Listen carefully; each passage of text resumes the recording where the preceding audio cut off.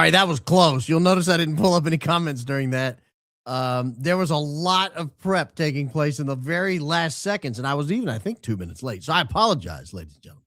I do apologize. It won't happen. Well, it might happen again, but I will not let it happen again tomorrow because I won't be on tomorrow.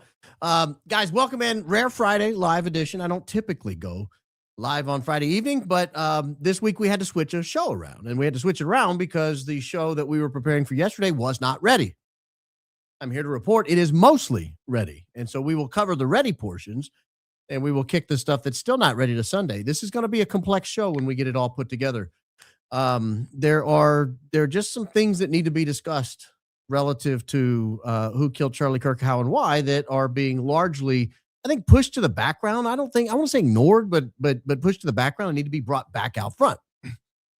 One of the things we're going to discuss tonight is in the open. We're going to discuss maybe how is going to be difficult to answer because we don't know and we would never know. And I hope to provide a little clarity to that in the open. It's something we have to consider. We're also going to take a look at our friend Danny Phillip. Very interesting in the 2 seconds after Charlie Kirk is taken down, what is going on with Danny Phillip. I want to talk about his positioning, what he had with him, and so forth and so on. We're going to get to that as well. We also have the airplanes that were frequently used by Charlie Kirk and his team, TPUSA. We tracked them pretty detailed over the course of about 2 years. Every city, every flight, every date.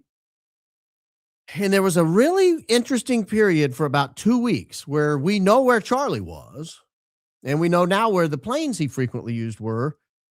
And it raises a lot of questions about what was going into the planning of September 10th and potentially his demise. So we'll look at that tonight as well. What's the other? A Plan C. We talked about Plan A and Plan B the other day with the guy on the roof. We think we might have more evidence of a Plan C potentially. Somebody, an astute listener, pointed this out during the comment section, and when I went back and looked, it kind of made sense to me. Then I found a more elongated version of that video, and it makes a lot of sense to me now. And I'll explain that. And we got a couple other little things. We're gonna have a fun show. This is going to be a fun show. It's Friday after Friday. I miss Ian Carroll's old Free Speech Friday.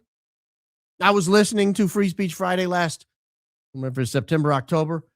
Driving down the road, driving to the grocery store, driving to get gas, had the phone inconspicuously propped up on the dash, listening, not watching, just listening, when he started talking about your humble host. I had no notice that was going to happen, and this show took a different trajectory after that day. Trajectory. It's a hard word to say. Makes you sound like you're drunk when you're trying to say it. They took a different trajectory. Yeah, I did, though. It took a different trajectory after he mentioned the program on his Free Speech Friday. So I'm forever thankful to him, and I'm forever sentimental on Friday afternoon shows. Oh, Shabbat Shalom for those of you who celebrate.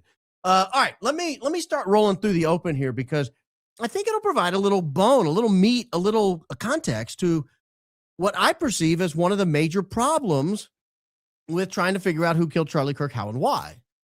The why is particularly difficult to diagnose. As I'll say in my open, I'm very convinced it's not a 30-06. I'll tell you why. There's been some recent developments on that front in the last 24 or 48 hours. I'll get to that as well. But I want to remind you that this case is a binary choice. You have two choices at your disposal. You have a choice that TPUSA, the state government of Utah, the Federal Bureau of Investigation, the U.S. military, foreign militaries, foreign intelligence agencies, all the way, everybody you can possibly throw in the bag, they're all involved. That's choice A. Everyone's involved.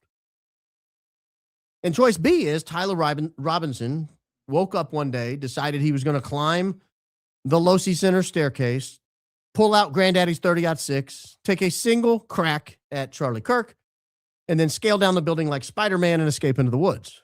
That's choice B. There is no third choice. There's no third choice.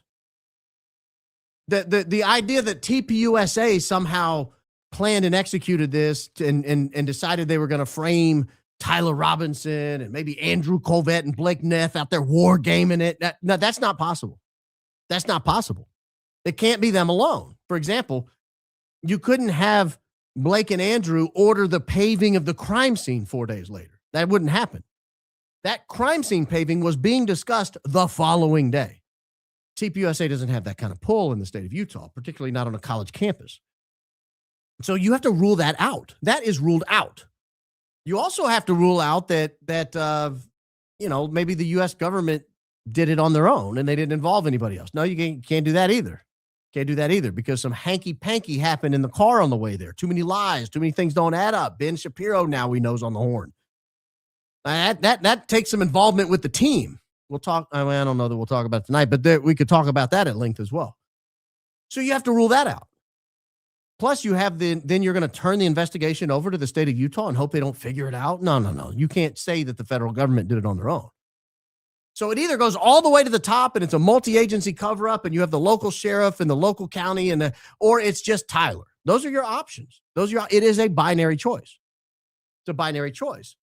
If we don't accept Tyler, then we necessarily have to accept it's everybody. And if it's everybody, we have to accept that they may be using technology that we don't understand. You have to accept that as a reality. Because throughout history, and certainly during modern history, militaries have pursued revolutionary weapons, and they do it in strict secrecy. These weapons aren't developed in broad daylight. They're developed in what we call black programs, meaning they aren't known to the general public, and even most of the government, frankly. They're segregated out. The general public frequently could not even comprehend their existence, certainly their function. Because your everyday experience of what you know is based on what you've seen, what you've heard about. So popular science, common sense, it provides no adequate framework, no adequate frame of reference for technologies that are being developed in secret. We have technologies relying on invisible forces like electromagnetism.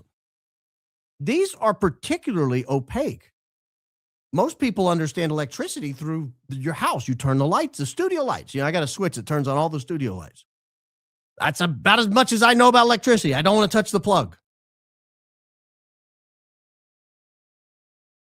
I don't understand high power electromagnetic effects.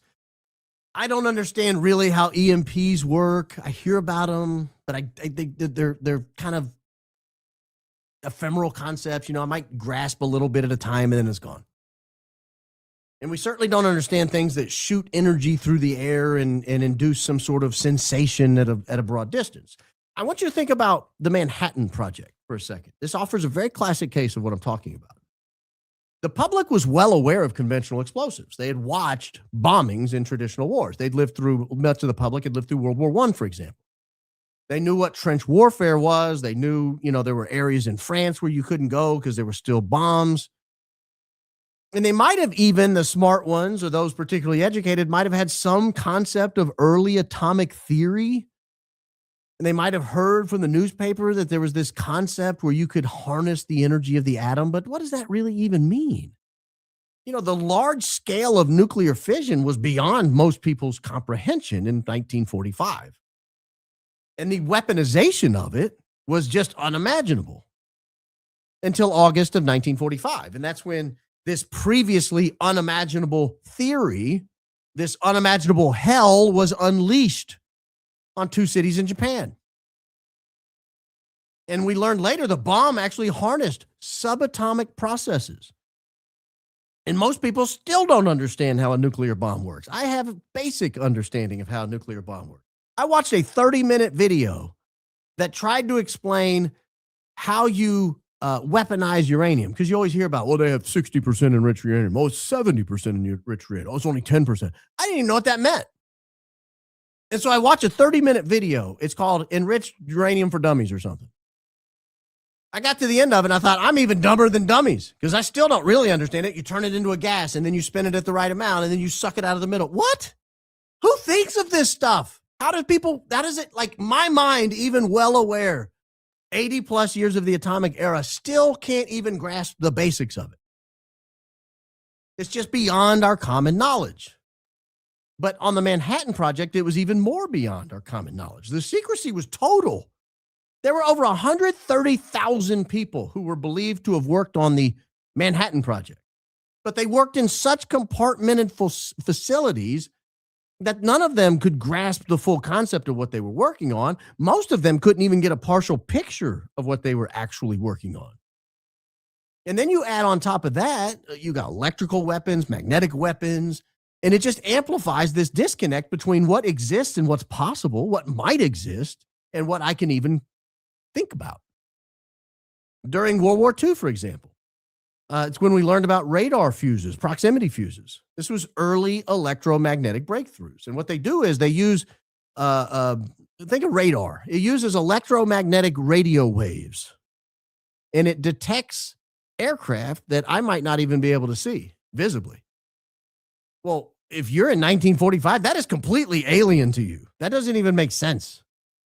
The public is accustomed to things like spotlights, visible signals, maybe even radio signal. Maybe we bounce a radio signal and see if we get it back. But electromagnetic radar? No. I mean, that was just something they couldn't comprehend. But these revolutionary ideas were hidden from the public. And sometimes they became public when they had to deploy them. Then they had to explain them. After the war, you had electromagnetic pulse technology, EMPs. I think we found those quite by mistake. There was a 1962 experiment called Starfish Prime, and it was a high-altitude nuclear test, and what they realized was it caused electrical disruptions hundreds of miles away from the blast. And it did it because it interacted with the Earth's electromagnetic field. And they thought, so a single event can induce damage through currents in electronics across a really vast area. Well, after that, you had dedicated non-nuclear EMP weapons that were developed, and these were developed for a particular purpose. Think of the U.S. Champ missile. It's a high-powered microwave, and it disables electronics in targeted areas, and it doesn't need the kinetic blast, the traditional blast that we think of when we think of an EMP. These are electricity bombs. They're operating by overwhelming circuits in a particular area with really intense pulsed electromagnetic fields. The technology's rooted in classified pulse power research going all the way back to the 1960s. Then you have high power microwave systems, millimeter wave systems, the active denial system. It's a vehicle mounted heat ray. A vehicle mounted heat ray. Imagine being in 1885 and explaining to somebody a vehicle mounted heat wave. They don't even know what a vehicle is, much less a heat ray. This penetrates the skin only about a half a millimeter. And it heats the water molecules in the skin almost instantly, and it creates a truly intolerable burning sensation. It makes you run away. You got to get away from this feeling. It was tested pretty extensively, but even though people were tested on, it was largely kept out of public view for a long time. So the average person, the idea of an invisible beam causing pain, and then you look down and there's no physical injury, it seems like science fiction. And then declassified documents come out, declassified demonstrations, and you realize it is in fact reality. We have electromagnetic rail guns or coil guns. They accelerate projectiles using forces we don't even know about. I mean, the Lorentz force, I don't know what that is. But it's a powerful electromagnetic field that generates massive electrical currents in one direction. And unlike a traditional chemical propellant that ignites and sends an object downrange, this is a powerful magnetic field that draws it downrange. The U.S. Navy invested a lot in this technology. Other countries have as well. They reach hypersonic speeds, multiple times Mach 6, Mach 7, Mach 8. So you talk to the public and you're like, hey, we're going to launch metal slugs at Mach 7 and we're going to do it with a magnet. Those people are like, that doesn't make sense to me. Well, it doesn't make sense to me either, but it works. It exists. You got otherworldly, utterly terrifying things, frankly, that sound demonic, like the microwave auditory effect, also known as the Fry effect. You get pulsed microwaves that induce in your mind sounds or voices even, right in the head, because it stimulates the neural tissue. And it's suspected to be used in things like the Moscow signal or the Havana syndrome effect. This voice to skull directed energy neurological effect. It very obviously strained credulity for those who had no knowledge of how it worked. And then you hear about it and you go, okay, well, that's one more thing I got to worry about as I'm walking around. It's bad enough I've got this internal dialogue that sounds absolutely crazy if you're in my head. Now I got to worry about someone inducing even more chatter. You got stealth technology where they wrap vehicles in a certain way, airborne vehicles in a certain way, and they're radar absorbent. And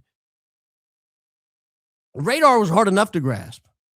The fact that you can now shield a weapon from radar becomes even harder to grasp. We have directed energy lasers, and they sit on the electromagnetic spectrum. You can, in theory, detect them and conceive of them, but this goes all the way back to the 1930s. The early death ray concept from the 1930s, people were considered cranks who were talking about death rays back in World War II. But these were serious programs, and they were serious military laser programs, and they advanced in secrecy. And now you have modern systems out of that program that can burn drones or even optics at light speed. And obviously they use a lot of power and they have some limitations, but they exist. But the public's inability to comprehend all these things stem from just a few factors. You got very rapid technological acceleration, and it outpaces our education. It outpaces what we've been told exists.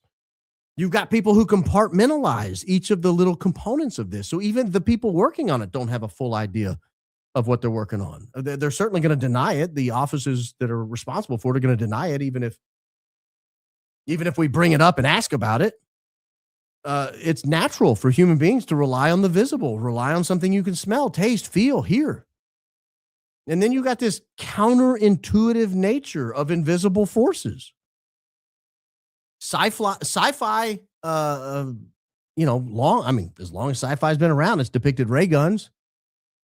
But you now have precise, very power-hungry, non-explosive versions that used to seem implausible.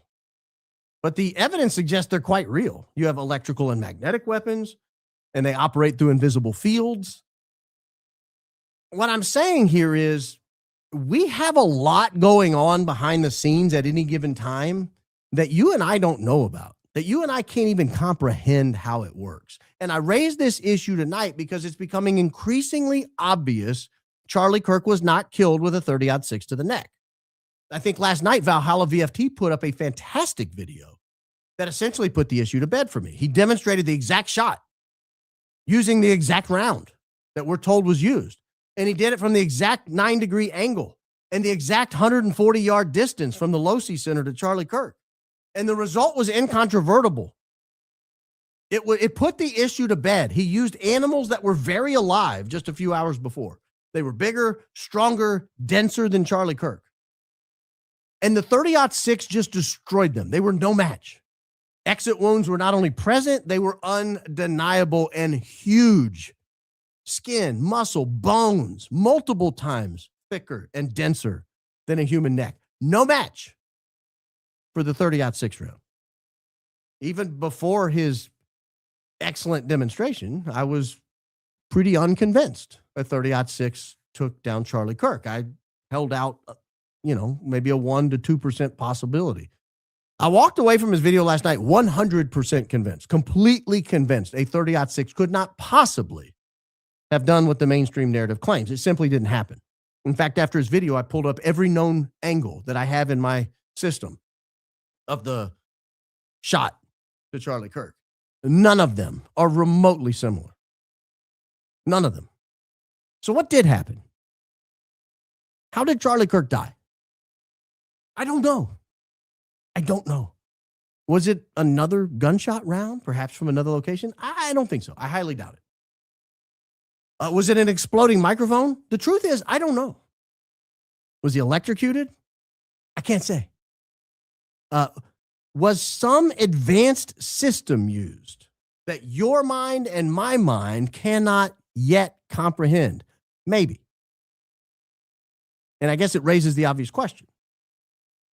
Will we ever know? Again, maybe. And that is your opening statement. I hope you enjoyed it as much as I did. I want to get through. Gosh, I don't even know what order I want to take this. I think I want to take the Danny Phillip thing first. I want to get through the Danny Phillip thing because I am so disturbed by Danny Phillip at the scene. Before I knew who Danny Phillip was, before I'd ever heard the name Danny Phillip, it took me, I don't know, weeks to figure out who he was. You know, much of the first few weeks was just trying to identify these people. We talk about Mikey McCoy now like everybody knows who Mikey McCoy is. Well, if you saw Mikey McCoy running down the street, of course you'd know who Mikey McCoy was. It was not instant that we knew who Mikey McCoy was. That's a name many of us had never heard. But at the time, but now we know who he is. Now we know. But at the time, we had no idea. Same with Danny Phillip. Most people still don't know who Danny Phillip is. I'm going to let Candace do a little intro because I cannot build on what she did. She did an excellent job the other day. I think this was probably Tuesday or Wednesday, opening up Danny Phillip, who he was, how he's connected to the case. I'm going to let her go for a minute or so. It's Friday. We'll be a little more liberal. I'll let her go for a minute or so, just explaining who Danny Phillip is, and then I'm going to take you to the scene of the crime. And we're going to look at what did Danny Phillips do. Danny Phillip, one Phillip, not two, in the immediate aftermath. A piece of what's wrong and what my mind immediately went to is Danny Phillip. Because who is Danny Phillip? That's an important question, actually. Danny Phillip is very young. He just graduated college in May of 2025. Gets hired right out of college to work for Charlie. Danny Phillip, you might recall many moons ago when we discussed Mikey McCoy's call logs. Before Charlie got shot at 12:02, Mikey McCoy was on the phone with Danny Phillip. I thought they were just both at the event. Maybe, I don't know what that phone call was about. And then after Charlie gets shot, he's on the phone for 10 minutes with Danny Phillip. I thought it initially was Danny McCoy. No, it's Danny Phillip, this young kid fresh out of college. And I got to thinking, again, why were there so many of these? See how I said researcher and longtime friend? Longtime friend? Of who? Longtime friend? Charlie was 31 years old. Danny had graduated college like a few months before. I think he graduated college maybe in May of 25, if I'm not mistaken. How long of a friend has he been? Something's not right here. Something's very, very weird here. So I wanted to go back after her excellent episode and say, what do we know about Danny Phillip? Let's just go back to the scene of the crime. Let's set it up. We remember at the scene of the crime, Mikey McCoy. You remember Mikey McCoy had on a backpack.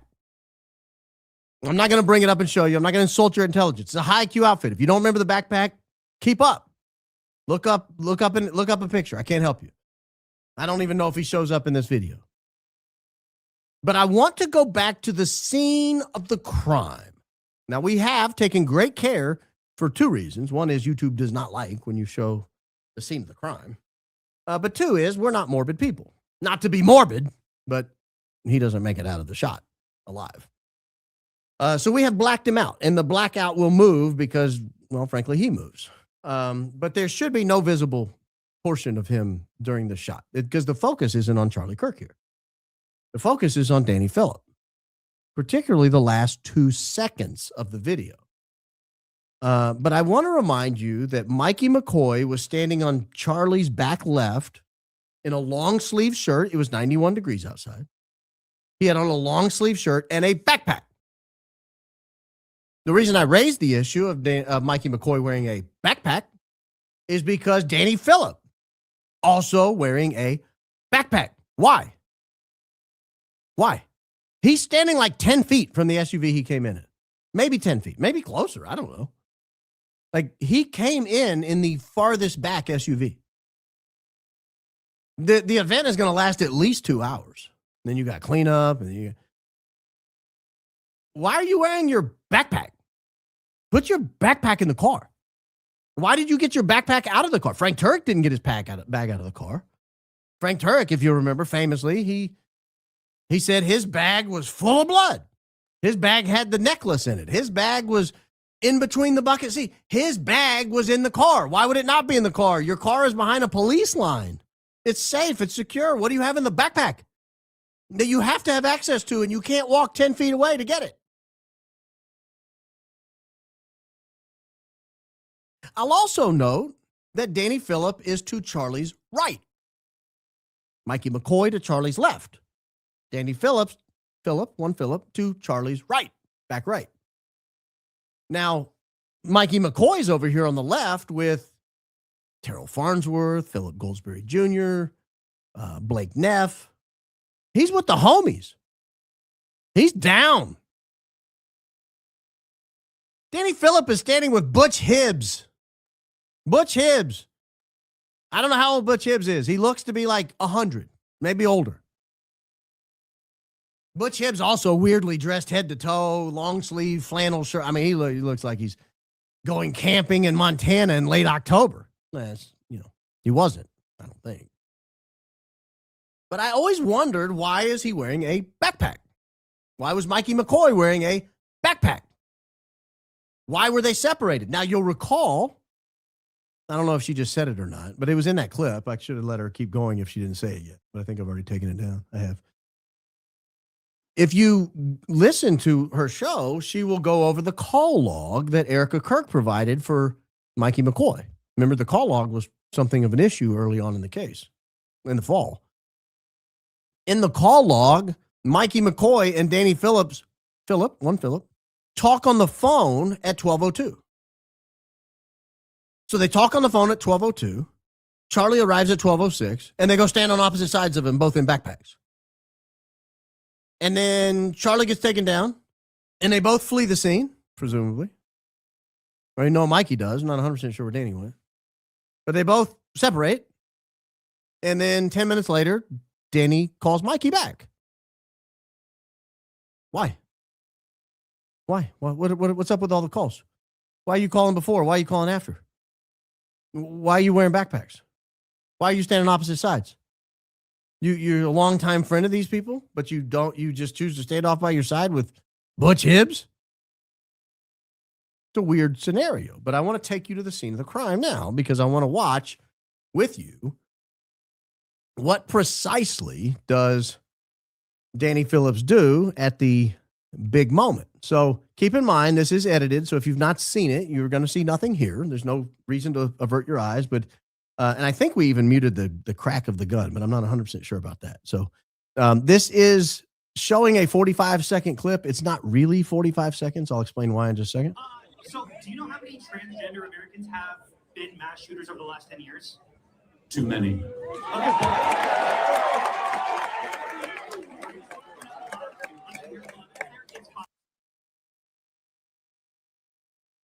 Let me make sure the box comes up. Yeah, it does. Okay. So I'll keep playing. I just got nervous when I didn't see a box yet. Okay, now 5 is a lot, right? I'm gonna give you some credit.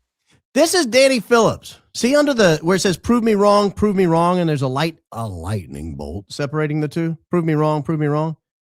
Under the VE of the second prove, not the prove behind the speaker, but the prove over here on the right-hand side of the tent facing us, it says prove. You go to the VE and you look down. That handsome feller there in a backpack, that is Danny Phillips. The Father Time next to him, that's Butch Hibbs. The guy giving the baseball signals here, that's Dan Flood. Do you know how many mass shooters? Well, the second guy giving the baseball signals, Frank Turk, just gave the first one. Maybe not, Frank. Maybe you were just adjusting your hat for the first time all day. So now we're slowing it down. And the reason I want to slow it down is I'm looking here. Notice Danny Phillip turns and looks behind the tent. I wish I could zoom in. Can I zoom in? Oh, yeah, a little bit. I can zoom in a little bit. So notice Danny has now turned and he's looking behind the tent. We come back. He's not looking behind the tent. Do you know how many mass shooters there have been? Frank gives the signal. Or no, I'm sorry. Frank, I apologize. Frank decides he needs to adjust his ball cap and scratch his cheek. And Danny Phillip turns to look behind the tent. I want to kill the sound. I still get squeamish at this stuff, guys. This is not easy to watch. So now you have Dan Flood stepping forward into the sun, doing something completely inexplicable. All his weight is on his right foot. You know, when you're coaching baseball, you talk about weight being on the middle of your foot, weight being on the back of your foot, weight being in the front of your foot, weight being on your right foot, weight being on your left foot. Right? When you approach a ground ball, your weight shifts and rolls forward. I have no idea why he decided to go from, this is not about Dan Flood, but I'm going to say it now that I'm looking at it. So his weight is over midfoot on both feet, right? But then when he steps forward, his weight goes all to his right foot. You can see his back foot is bent and it's not weight bearing at this moment. His weight is all the way over the middle, maybe even the front of his right foot. Like he's leaning. But that's not what I wanted to talk about. I want to talk about Danny Phillip. So Danny Phillip had looked behind the tent. Now he looks back at Charlie Kirk. There's the box, which indicates a bang is happening. There's the flinch. You see Danny flinch?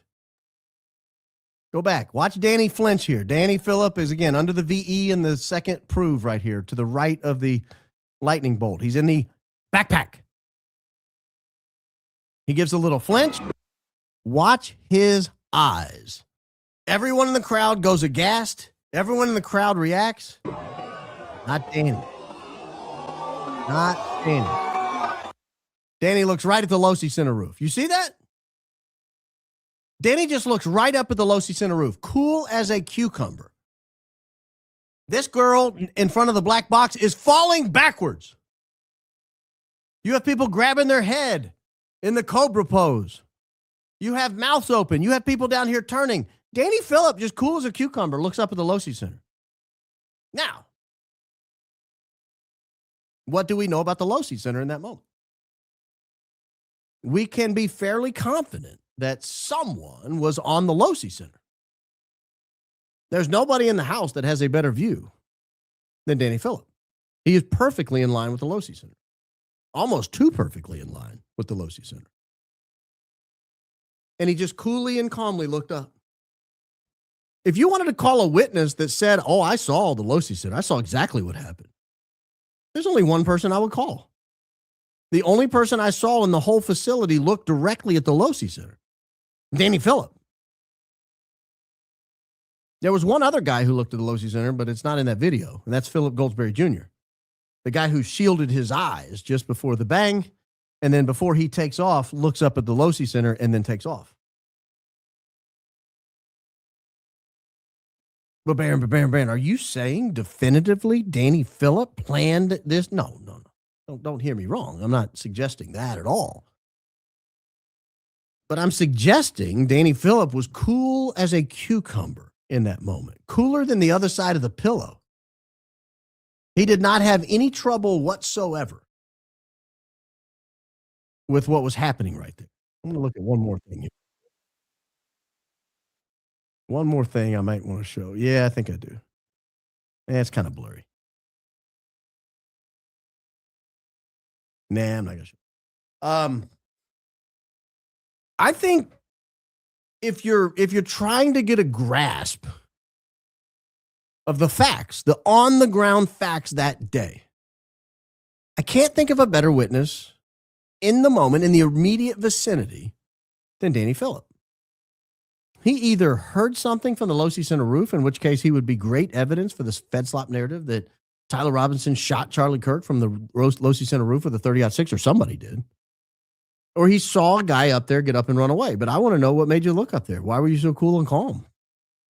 I mean, if I'm sitting here and then I look, I'm just going to casually look up at the Losi Center? I don't know. I don't know. I would also ask, why were you both wearing backpacks? This is particularly relevant in light of, and I'm not going to play it because the show will get out of control if I start playing all this stuff. We just got to assume some knowledge here. The testimony the other day was at the preliminary hearing that a backpack was found at the library bus stop. That backpack had gloves, a jacket, sniper gear. If we're being honest, it's 91 degrees when Charlie Kirk got taken down. Who needs a jacket and gloves in that kind of weather? It's September in Utah. We're not talking about like Winnipeg or Edmonton. We're talking about Utah. It was hot. It was sunny. Not gloves and jacket weather. And then we were told that the FBI collected it because it looked like evidence. They sent it for DNA testing because it looked like evidence. And then called off the DNA search of it because they determined it belonged to one of Charlie Kirk's security team. Dude, the library is nowhere close to Charlie Kirk's security team. It's on the other side of campus. If one of Charlie Kirk's security team was at the library, when? Why? It was at the bus stop. Did they hailed a cab? They waved down the blue and the green and white wagon that was riding around campus that day picking people up? I don't buy it. I don't buy it. I don't buy it at all. And there's some reason they didn't want to DNA test it, and I hope they still have it in evidence, and I hope they can DNA test it. I'm very curious who it was. Was it one of Charlie Kirk's security teams? Was it one of these two backpacks that we see? Whatever happened to those backpacks? But I don't want to spend too much time asking about the backpack. Do I want to do that one yet? Yeah, I think I do.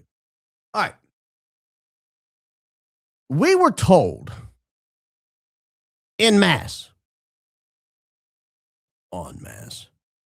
we were told that the preliminary hearing featured 4K HD footage. Now, those people have all been shamed, but there are people who still believe it. Jack Posobiec walks out, 4K, crystal clear, HD, plain as day. Benny Johnson, when he's not being Benny Johnson, appropriate last name for Benny Johnson, but when he's not out there carousing, he apparently attends preliminary hearing and sees crystal clear 4D HD quality image on 4K HD quality, plain as day. Case closed. Someone on Twitter, I should give them credit. Who dug this up? Faith Driver on Twitter found this video of the deputy director at the time of the FBI talking about that very video. How crystal clear was this video? We've got Bongina. Dan Bongina has viewed that very video. And he had strong opinions on how crystal clear that video was. This is the same video. Brandon Tatum, Benny Johnson, Jack Posobiec, and all the Fed sloppers walked out of court and lied to your face, telling you how crystal clear it was. The video is obviously grainy. No, obviously grainy. What? Hold on. I didn't mean to interrupt him. Maybe I got it out of context. I could have taken it out of context. It is Dan Bongina. He likes to talk. Maybe he was going to say it's grainy, but it's still kind of 4K. It's kind of HD, you know. You can see exactly what's going on. There's no question. Open and shut case, you know. So I apologize, Mr. Bongina. I did not mean to interrupt you. Go ahead, sir. The video is obviously grainy. And as folks in the video space know out there, we have a number of really excellent tools in our lab, which is they're doing amazing work, and they've been up and handling this for days now. But the video is very grainy, and I want to be very clear. And I don't want to, there was, I've already seen some online show. Yeah, I can see it on the screen. You'll see it's a grainy video. Now, I've been on that roof in that corner. And when you see the camera and the distance away, it's clearly not the best video. Now, let me just go back to what I said before, and I'll get into the gun. Don't let me forget the gun portion of it. It's because I just want to watch this for a second. You'll see here. Yeah, there's a couple different, what we call it. All right, there you go. So we see there's some getting working down off the theory. listening audience. He's getting down off the roof. He hangs for a couple seconds. He drops to the floor, to the grass, and Yes. then he runs. Go ahead, Dan. Sorry, I forget. Grainy video. And he's not backing off of it. I kind of half expected when I started watching him say, the video is very grainy, but we know exactly what was happening because we actually have a crystal clear HD 4K quality video that you haven't yet seen. But he doesn't. Instead, he triples down on the story. Well, it is very grainy. In fact, it's So grainy, you can hardly tell what's going on. We don't even know, does he have the gun in his hand? Does he drop the, well, I think I'm getting ahead of myself here. Sometimes there's an audio only. I should be better. This is a former media person. I forget there's an audio component only. We're watching. I got you. The camera is quite far away. It's not the best camera to see exactly what happened to the gun. Oh, man, he's just burying these guys. That camera's very far away. It's not the best camera to see what's going on. Oh, don't tell Benny. Don't let Jack and Brandon hear that. Officer Tater Tot's going to be so sad to know that it's grainy video. You're letting the cat out of the bag, sir. However, we have some working theories, and one of them is that he drops the firearm fully assembled onto the ground and then retrieves it. Now, the firearm we're processing in conjunction with our ATF friends, but the firearm was wrapped in a towel. And then he goes on to say, well, we have his DNA on the towel. Great. We appreciate that. Thank you, Deputy Director Bongina, for clarifying how crystal clear HD 4K. Oh, that's not what he said. How grainy the video is. So grainy you can barely tell what's going on. I can't even tell if he has a gun or he dropped the gun and he hold the gun. Where'd the gun go? We can't tell. The video's very far away. Obviously not a good video. Obviously not a good video. Well, you didn't have to tell us that. We're very well. We're very aware. I will go back because he does actually even crap on the camera even more, and I don't want to interrupt him while he's in his prime. No, we have to be careful what we put out. And the video is not the best quality. It's not, and for no other reason than it's, the video was that camera where it is not a crime scene camera. It's a camera designed for just general surveillance on campus. And when you're there, you'll see it's a distance away. But well, okay. Mr. Posobiec, the camera's all yours. Where was this high quality HD 4K open and shut camera quality coming from? Or was he is Dan Bongina a conspiracy theorist? Is he in the candy cult? Is Gary Meltdown gonna start bashing him? I can't believe you would talk like this, Mr. Bongina. How on earth, Mr. Bongina? Are we supposed to convince people, Mr. Bongina, that this is some kind of 4K HD quality, Mr. Bongina? If you're out there telling people 5 days after the video was taken that it sucked, it did suck, by the way. It did suck. We knew it sucked. Nevertheless, even though it sucked, we were able to come up with a potential plan C that was in effect. You guys remember? Well, I got these out of order. I got these out of order. Let me do this one. We have a very interesting piece of video that one of our very astute viewers noticed just the other day. It's not this particular clip, but I've actually gone back in time. So this is the grainy, low D, non-4K, non-HD camera, very far away, not crime scene quality. What else did he say? How else did he crap on this? General surveillance camera that's on the UVU campus. And they showed this footage, believe it or not, to show you that it was, in fact, Tyler Robinson climbing onto the roof. So somewhere in the distance and all that grain, all that garbage back there is allegedly a pixel or two that is supposedly Tyler Robinson. And it's supposedly he's climbing over the rail. I don't know how they detect it. That's not what I want to draw your attention to, but that's why we have this video footage. It's 12:15 and 21 seconds. This is 8 minutes or so before the Big Bang. And I was looking at the parking lot and I was thinking about the comment that the commenter had made the other day. And I noticed this little side-by-side, this little golf cart looking thing right here. I don't know if you can see it, but it's on the top left of the parking lot, oriented up and down the way this is right here. So if you come all the way to the left, you see a building. Across the top, you see a walkway. Between the camera and the walkway is a little vehicle that's on a sidewalk. The vehicle on a sidewalk. I know it's low quality, but you just got to trust me. That's what it is. The vehicle on a sidewalk. We'll get an idea of what it is in just a moment, but I'm going to let it roll for a second. I'm going to actually turn him off talking.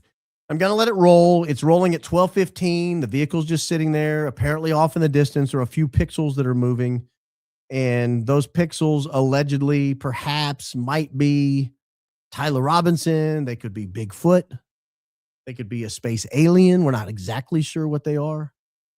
But what I want you to focus on is this little side-by-side is just sitting here. It's not doing anything. Tyler Robinson is now somewhere, or one of the Tylers is now somewhere up here on this roof. It's now almost 12:16. It's 12:15 and 56 seconds. I don't know how high quality you guys can see this, but it's just sort of roll. And then it jumps forward a minute. It goes from 12:16 to 12:17. The Tyler is somewhere up there on the roof. The Tyler, I'm not sure which Tyler. A Tyler is somewhere up there on the roof.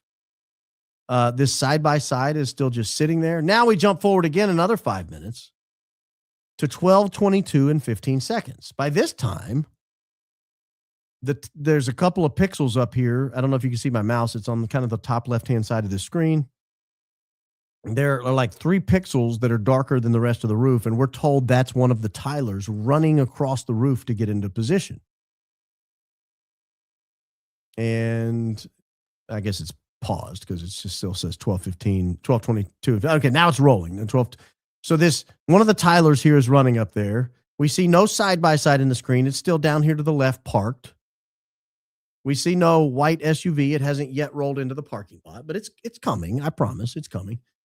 Apparently this one of the Tylers is now getting into position or moving closer to the roof. You really honestly cannot tell. Because again, thanks to Mr. Bongina, we know this is low quality, surveillance quality footage, not HD, not 4K, not crystal clear, not definitive. It is just trash. But it is what we have to work with. It's what we have to work with. So I'm letting it roll. It's now 12:23. The Big Bang is around 20 seconds or so, maybe 25 seconds from happening now. What we're going to be looking for is a white SUV that's entering the parking lot from the top right, from the right of the frame up here, the top right of the frame. Here it comes now. White SUV coming into screen, and it's turning into the parking lot. As it turns into the parking lot, it is 12:23 and 24 seconds. We are really seconds away from all the action up on the stage, and this white SUV is turning in. We see the white SUV turn in. It comes all the way down. I've already played this part, but I want you to look at something else. And it comes to a complete stop. Right there. Boom. It comes to a complete stop at 12:23 and 32 seconds or so. And we are to believe this is basically when the bang happens. So we have a white SUV parked. It's dead stop. There's no reason it's dead stop. There's no foot traffic. There's no other traffic. It's just stopped. I speculated the other day this was plan B because it stays parked in this position. I'll let it roll again. It stays parked in this position from the moment of the Big Bang while the pixels move from the left of the roof to the right of the roof. They're now coming over here. They've just entered this white triangle on the corner of the roof. The SUV is still stopped. The pixels are now scaling down the roof. And now we have a problem because we have an SUV coming up, a red SUV that just turned in and is coming down the right-hand side right here. And it's my contention that this white SUV could be a plan B, this one that's stopped down here on the left-hand side. This is a plan B. What happens if the guy on the roof falls down and breaks his ankle? What if he tears up a knee? You can't just leave your guy out there if you're trying to frame a patsy or whatever. You can't just leave your guy out there lying in the grass helpless. You got to have a way to get him out of there. So you would have to have a plan B. You'd need somebody in a white SUV perhaps to roll up on the scene, grab him, throw him in and leave. And now you've got to come up with 2 patsies because one patsy isn't going to be enough. You have a vehicle involved. But let's say, because now the vehicle's moving because the guy is jumping off the roof. Let's say one of these cars is backing out and your guy twists a knee, twists an ankle, hyperextends a knee, snaps a leg, breaks a hip, whatever. And you got a car here backing out. Well, your plan B would fail if for no other reason than your car is trapped. Your white SUV is trapped. Enter the side-by-side who's been sitting there for 8 minutes doing nothing. See it? Down here on the bottom, it starts to roll up at the exact same moment. I think that's plan C. I think this white SUV that is waiting to see if this guy's okay before he nails the gas and pulls out of the parking lot, I think this side-by-side could be a plan C in the event this white SUV gets trapped back here. Because he can drive up into the grass and throw him into the back of this thing and run off. Watch this. Because as soon as the guy gets up and moves and the guy realizes he's fine, the white SUV nails the gas. He's getting the heck out of Dodge. The side-by-side is doing the same thing. He's getting the heck out of Dodge. All right, guys, we don't need plan B. We don't need plan C. Plan A is up and moving. Exfiltrate, exfiltrate, exfiltrate. Go, go, go. And they get on out of Dodge. I am very thankful for a very astute listener. And I don't even know that this red SUV wasn't necessarily involved. Because what the hell did he do? He just did a loop in the parking lot and is leaving. That might have been a plan D. I honestly don't know. But I look at this and I think, to me, this is evidence that 100% who was on the roof is not working alone. It's nearly impossible for me to believe whoever was on the roof was working alone. You don't work alone and have an SUV stop until, from the moment of the Big Bang, until somebody drives off or until he's up running and then you drive off. That doesn't make sense to me. Hang on just a second.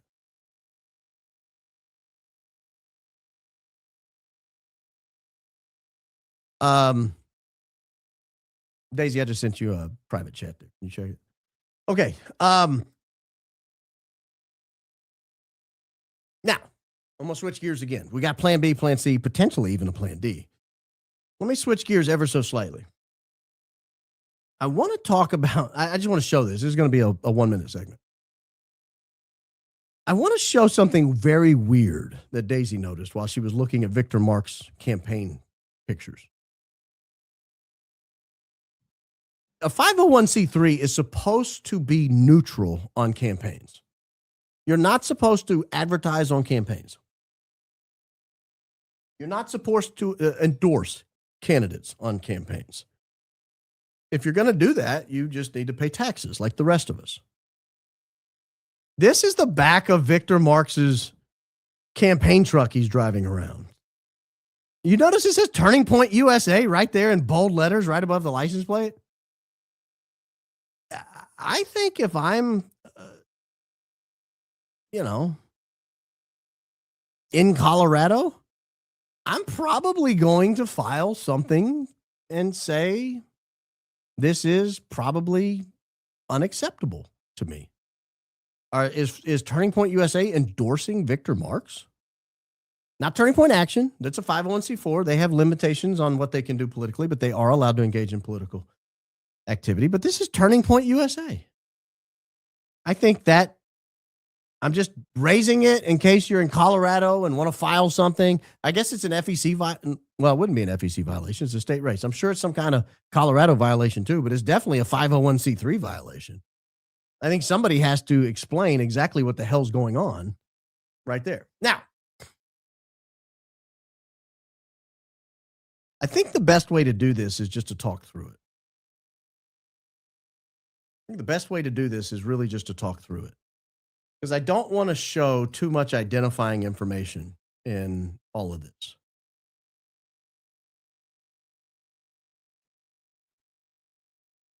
TPUSA primarily charters jets through a company called Paradise Jets. If you ever go back through the history of these Paradise Jet chartered planes and you map them with where TPUSA is doing events or where Charlie Kirk is appearing or where even they're vacationing, whatever, you can see these planes flying and coming and going. I mean, it's pretty obvious which planes they're on. I want to focus on two of them today. We're going to call the planes Mike and Sierra. That's all I'm going to call them, Mike and Sierra. Each of those names correspond to a tail number. That tail number corresponds to a particular jet, and that jet is one of the jets coming and going. But I want to talk through some of the movements here because we found something very strange. One of these planes, and we looked a long way back, had never gone to Salt Lake City. Never gone to Salt Lake City that we could find in years. We went back several years. Never gone to Salt Lake City. And we were aware that Charlie went on a family vacation for 2 weeks. Kicked his feet up, did a little hiking. There were some pictures. This was in July of 2025, the July before he passed away. There were a lot of opportunistic pictures taken and posted on social media in the wake of his death from that vacation. Him and Erica walking down the street, holding hands. Well, her trying to hold his hand, him trying to pull it away. But that's a matter of subjective interpretation. But you know, the kids wandering around, they're in nature, the beautiful picture. Honestly, beautiful picture. But we went and looked at his schedule, and I didn't see a vacation. So when did he take this vacation? Because he did he did his normal radio show nearly every day. He went on Fox and Friends on Shabbat, by the way. So much for Shabbat Shalom, Daddy's home. It was Saturday morning. He did Fox and Friends, but I'm not going to hold it against him. Man's free to Shabbat when he wants to. He's free to Fox and Friend when he wants to. That's his business, not mine. But he supposedly goes on vacation on July 20th, 19th or 20th. He flies to Maine to vacation with his beloved. And while he's there, he basically does his show every day. The first day he's there, July 21st, the Blake and Andrew show goes. And they do the Charlie Kirk show in his absence. We believe here at our show that that's the day that Charlie Kirk filmed, or recorded rather, his interview with Tucker Carlson. That interview actually aired that night, but I cannot find another day he could have possibly done it. So props to the Tucker Carlson team for filming an interview and getting it out that night. That is hustling. That is real work. Most people don't do that. They take days to put interviews out, at least overnight. Not the Tucker Carlson show. You record in the morning or mid-afternoon, and it's up that night. That's pretty snazzy. So July 19 or 20, he arrives in Maine. He does his radio show in a hotel. It's the same hotel he'll do his radio show in for the next week or so. You can see him on camera. So we believe he's already in Maine when he does the July 20th radio show. He had to either arrive that morning or the night before. He records Tucker Carlson probably the next morning or afternoon. He doesn't do the radio show that day, probably because he's recording the Tucker Carlson show. Tucker Carlson show airs that night. July 22, the next day, he's back in the saddle. He's doing his radio show in the hotel. And on July 23, doing the radio show in the hotel. And then he goes on Fox and Friends on, does it on July 24, does it on July 25. He does the radio show from his hotel this whole week, except for the one day that Blandrew hosted the show while he's presumably recording the Charlie Kirk show. And then on Saturday, he does Fox and Friends. And on Sunday, he does Fox and Friends. So for the first week of his vacation, he worked all 7 days. He did a radio show. He did Tucker Carlson, radio, Fox and Friends. The first 7 days, he does a media hit every single day. And when I say Fox and Friends, I don't mean like did Fox and Friends from the hotel. I'm talking about flew to New York, appeared on camera in the studio. It's pretty wild when you think about it, because we're told this was the family vacation. When did they vacation? When was the family vacation? In the nights while the kids are asleep? I don't know. I mean, you got to prep for a radio show at some point. You don't just turn the camera on and start blabbing. You got to talk about the news. You got to talk about what's going on. I know what goes into the production of this show every day. I could never just turn on a camera and start talking. While he's in Maine. So it's obvious he didn't go to Maine to vacation. So why did he go to Maine? Who recommended he go to Maine? I think we're told maybe the McCoys had something to do with him going to Maine. You need to get out. You need to vacation. You need to kick your feet up and relax. Well, he didn't. He went to Maine and worked the whole time. He even flew to New York on the weekends. And did Fox and Friends. So why would he need to be out of Scottsdale? Who stayed behind? Well, I guess the rest of the team stayed behind. Which raises the question, because on July 24th, while he's in a hotel in Maine, one of the planes that TPUSA frequently uses, I don't want to say exclusively, but very frequently uses, for the first time ever, flies to Salt Lake City. Now, when you fly to the Salt Lake City airport, there's basically two sides of it. The left side of it, if you're looking at a map oriented to the north, the left side of it is like where the plebes fly. This is like if you fly United, American, Delta, you fly on that side. That's the great unwashed masses. The right side of it is for rich people on private jets and the Utah Air National Guard. What was interesting is when we drilled down even closer, though, on this plane, this TPUSA plane that we would call, what are we calling it? Sierra. When you drill down on it, that plane doesn't go to the FBO. It doesn't go to the private plane corridor. It goes to the Air National Guard corridor. It goes up to the north side of the runway and it parks up there. That's the Air National Guard. It stays overnight and it flies back the next day. No, I'm sorry. It flies back that same day. Excuse me. I had that wrong. It flies back to Scottsdale. So it on the July 24th, the plane goes from Scottsdale to Vegas to Salt Lake City. I don't know what they picked up in Vegas. I don't know what was going on in Vegas, but it goes Vegas to Salt Lake City. That same day, it goes Salt Lake City to Scottsdale. The next day, not content to have been to Salt Lake City once, it actually goes back Scottsdale to Salt Lake City. Parks in the same spot. Doesn't go to the public FBO, doesn't go where the other rich people that go to Scottsdale go. It doesn't go to the John Stockton exit. It goes up to the Air National Guard. It's very strange. That's the July 25th. Charlie Kirk still in Maine. Supposedly vacationing, but really working the whole week. It spends the night on July 25th. The next morning, it goes from Salt Lake City back to Scottsdale. It was kind of a weird little trip. Went to Salt Lake City twice. Had never been to Salt Lake City before. I raised this in the context of the Provo event, the Orem, Utah event. On July 18th, we're told, based on the public records requests that have been produced, we're told on July 18th was when the request came in for Charlie Kirk to speak at Orem, Utah. So could it be that this was his security team going to check it out? Well, we don't think so. Because when Brian Harpole was on the Sean Ryan show, he didn't say they were doing anything on July 24th. Brian Harpole asked him quite directly, when did you start planning for the security for this event?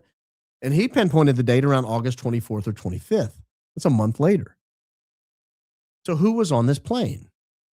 Who's flying from Vegas to Salt Lake City to Scottsdale? Who's flying from Scottsdale to Salt Lake City and then again back the next day from Salt Lake City to Scottsdale? And why is this taking place while Charlie's out of the state, where he can't tell what his team is doing and where they are?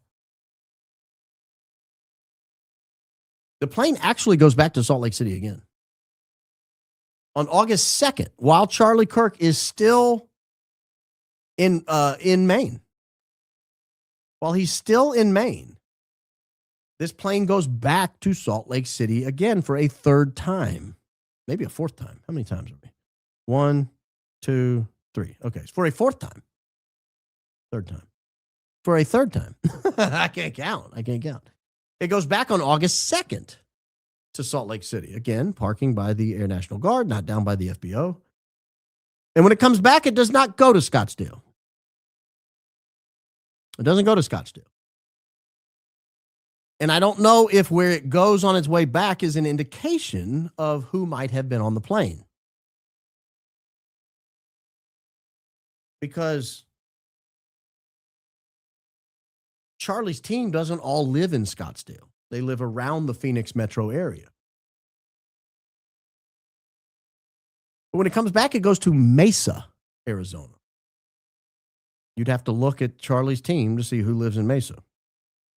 I don't know everyone on the team and everyone on the team Mesa. Now, is it possible some third party is chartering this plane, and this plane frequently or maybe nearly exclusively used by TPUSA to go to all their traveling events? And one thing we've learned, Daisy mentioned this today, one thing we've learned is when you're tracking Charlie Kirk's planes, when you're tracking these TPUSA frequently used Paradise Jet's planes, it's almost as if they're his only customer. I mean, I'm sure he may have others, but it's almost as if he's the only customer because Charlie Kirk traveled almost every day. When he tells you he worked 300 plus days a year, believe him. Believe him. These planes are nearly every day flying with TPUSA. You look at where the event is, you pull up the plane, that's where the plane went. So it's possible someone else was using this plane. But I think it's probably more likely that this was a TPUSA person. And this TPUSA person, when they came back, if it is a TPUSA person, when they came back on August 2nd, they did not go to Scottsdale. They went to Mesa, Arizona. And I think there might be something to that. Now, Charlie is not done traveling. He gets back on August 2nd. He speaks on August 2nd in Old Orchard Beach in Maine. I guess they scheduled a speaking trip before he flew back, and then he flies back. When he flies back, he's only back in town a day or so because he has to go to the Hamptons. And while he's in the Hamptons, getting lectured by Bill Ackman and who else was there? Seth Dillon. While he's in the Hamptons being lectured, he's also working. He's doing his show. You can see because he's on the radio, but he's in a different hotel. No longer is he in the same hotel he was in for the last 2 weeks doing the radio show from Maine. Now he's in a hotel in a different hotel. And we know where he was because we know the great, I think it's called the Save the West event, whatever the hell that means. What a pretentious name of an event that is. But while he's at this Save the West event in the Hamptons, he's doing his radio show and he's in a different hotel. He's doing that August 4th and 5th. That's when the retreat was happening. August 4th and 5th. August 6th, he's back in the home studio in Scottsdale. So we know at some point he flew back from the Hamptons. But would you believe while he was in the Hamptons, this same plane that had gone to Salt Lake City 3 times flies to Aspen, of all places? Now, there are a lot of rich people in Aspen. Someone could have possibly chartered this plane and flown to Aspen. This would not be the first private plane chartered to fly into Aspen. But I raise it because 10 days later, Charlie Kirk would be in Aspen on August, I think, 15th or so. And while he's in Aspen is when he would be asked, supposedly, the fatal question. You look like a young, strapping, healthy 31-year-old, but what if someone kills you? Well, I didn't quite word it that way. What if something happens to you? Well, what's going to happen to you? I mean, he's not going to have a heart attack. He's healthy. He's 31. He's not fat. So what's going to happen to him? Well, what's going to happen to him would be a sudden, unexpected end, like he would face less than a month later on September 10th in Orem, Utah. While he's there, or before he goes there to ask that question, one of his planes flew there. I'll be interested to know who was at the Aspen event that wasn't at the Save the West event. Was the owner or the person putting that Aspen event together, or whoever was based in Aspen that was hosting that event, was that person at the Save the West event? If not, who was on the plane going there?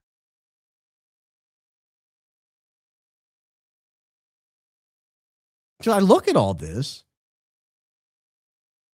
There's actually another plane. The plane Charlie flew on most, we're going to call it Mike. That same day that the other plane is going to Aspen, his other plane goes to Colorado Springs. He wasn't on that plane, I don't believe. And he was doing his radio show from his home studio.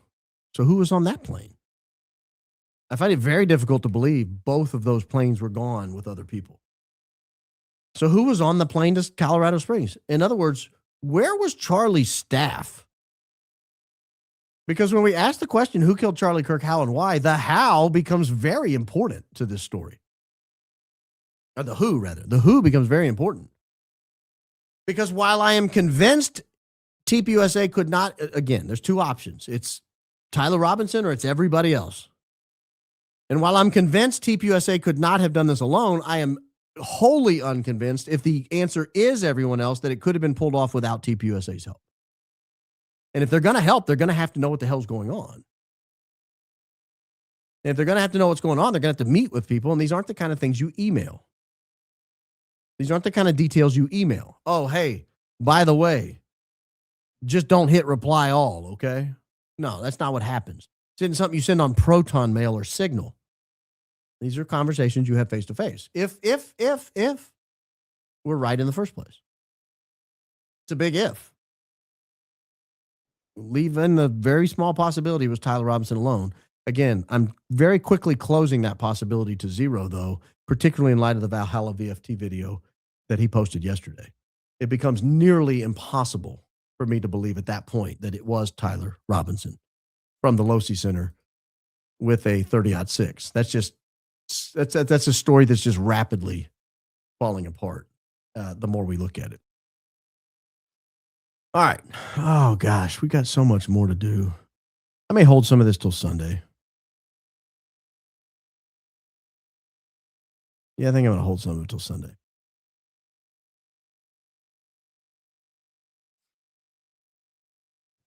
So let me give you a grand summary, I think, of where everything is, because we're now revisiting the scene in light of the preliminary hearing, looking at new evidence over again.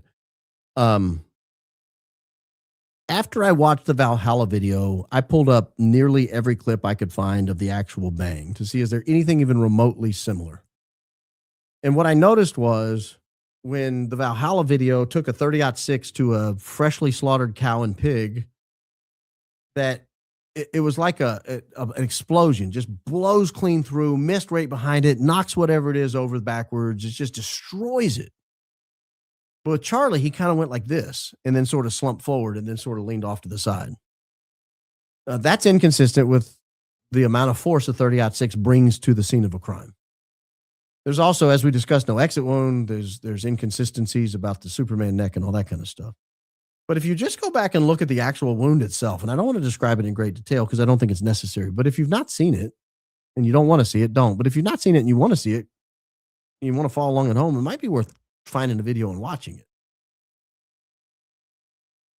Because it's not at all what the Valhalla VFT video showed. Not even close. There is no grand expression of power. It almost looks like he was just sort of opened up. You know, like he flinched and just sort of opened up. I compared it yesterday on the members show. You remember those old, I don't know how old you people are, but when you used to get Welch's grape juice, it was not in a plastic jar with the thing you twisted off the top. It was in a big gray cylinder. When you were 5, it felt like it was this big of a gray cylinder, but the reality was it was like a gray cylinder about this big. And you would take the church key off the refrigerator and you would kind of poke a hole in one side, and then you rotate it 180 degrees and you'd poke a hole in the other side, and that would provide the airflow necessary for the grape juice to get out. It's kind of what it looked like. Just an opening. It doesn't look like a great amount of force or damage. It just looks like he kind of flinched and was slowly, like sort of superficially opened up.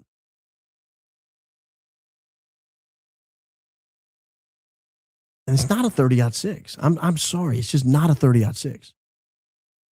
I don't know how you go to trial and convince 12 people that's a 30-06, particularly if there's any kind of ballistics expert up there going, that's not a 30-06. So in light of that, I go back to the way I opened. What could it have been? There's been a lot of speculation. Exploding mic, electrocution from a mic, some sort of explosion in the pendant. I know Blake Bednarz was pushing that for a while. May still be. But the answer might be as simple as it's technology we're not aware of. It could be some sort of electromagnetic burst or some sort of directed energy weapon. It could be some sort. I mean, we're not exactly sure. We know whatever it was caused his necklace to just go crazy and caused his microphone to be pulled in. Would a drawing of electrical current up that way cause both of those items to drastically head up towards his neck that way? I would tend to think so. I mean, that's a magnet, a big old strong magnet. Do I have it sitting on my desk? I'm not sure where my mic is. I have one. It's a strong magnet. That magnet in the responds to an electrical current, you would think would get pulled towards the current. Well, that magnet got pulled in towards the middle of his shirt really quickly at the exact same time his metal necklace shot up. So if it's something like that, if it's some sort of advanced weapons technology, and again, if you're dealing with governments of the world, intelligence agencies, really sophisticated outfits, it's entirely possible something like that happened. So why is the guy on the roof? I don't know. Is he creating a distraction? Is he a backup plan? Was he there to interrupt an assassination attempt because he caught where? I don't know. I don't know. Was he there solely just to frame Tyler Robinson? I don't know. But when you look at the entirety of the case, it's becoming increasingly obvious something happened under the shirt. And I fear that we're not going to know what it was because we don't have in our consciousness, in the public's collective consciousness, the technological know-how to know what it was. And that's why we rely on things like, oh, it was an exploding microphone. Oh, we got electrified. But something caused his necklace to jump like crazy up towards his neck. Something caused his microphone to rapidly shift towards his neck at the exact same time. So you have an upward movement here and an over movement here. Oh, but Barron, his neck expanded and pulled his shirt backwards. Nonsense. Nonsense. Your neck expanding and pulling your shirt back don't do that. I'm starting to wonder if the shirt coming back wasn't the same electromagnetic pull that drew the microphone over and the necklace up, which would have caused the back of his necklace to go out, and it pulls it all up together. Was that designed to kill him? Was it an accident? I don't know. I don't know. Did something go wrong? I don't know.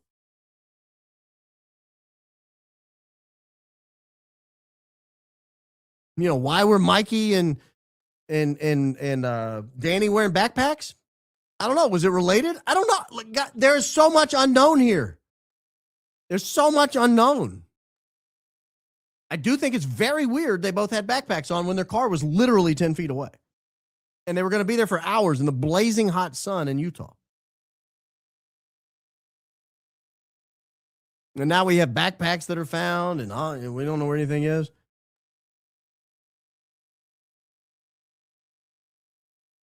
You know, this is kind of the origin of conspiracy theory. It's how it came. This is how the phrase came about after the Kennedy assassination. People couldn't explain a bullet doing what it did, what it is alleged to have done, moving around, stopping, changing directions, turning, moving, re-going again. People couldn't explain it, and they were like, oh, they're crazy. They're conspiracy theorists. Maybe we just don't know what happened. And your explanation, if you try to explain it in conventional terms, sounds crazy. It sounds absolutely bananas.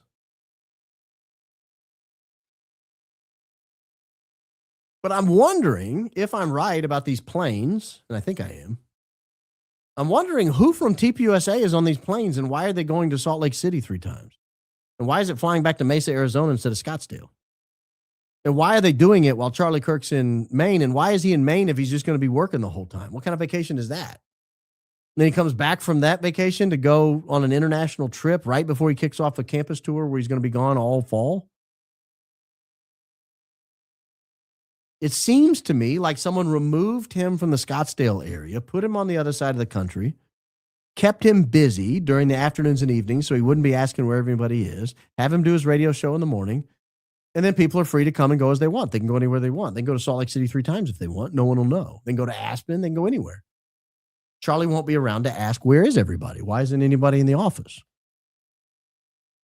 Or where's so-and-so? Why isn't he in the office? Charlie was not a work-from-home guy. You went into the office. I guess they did have some remote locations and people working, but I think if you were in the area, you came in the office. I don't think you could say, boss, I'm going to be gone tomorrow. Where are you going? I'm just going to work from home. I don't think he did that.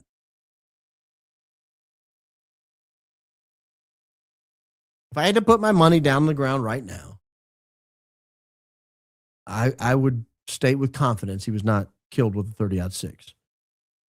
If I had to put my money on the ground right now on what item struck him in the neck, I would say it was the necklace. How did the necklace get to the neck? I don't know. Do I leave open a possibility it was something from the microphone or some piece of the microphone? Sure. I'll leave open that possibility. Do I think people are crazy who say that? No. Am I sitting here interviewing myself right now? Sure. But anybody who just claims it's a 30-06, shut up, you conspiracy theorist, is fundamentally dishonest. Stop saying palm gun. I see people saying palm gun. Stop saying palm gun. I'm getting to the point where I'm just going to start blocking people who say palm gun. Not really. I mean, all options are on the table. That one is especially difficult for me to swallow.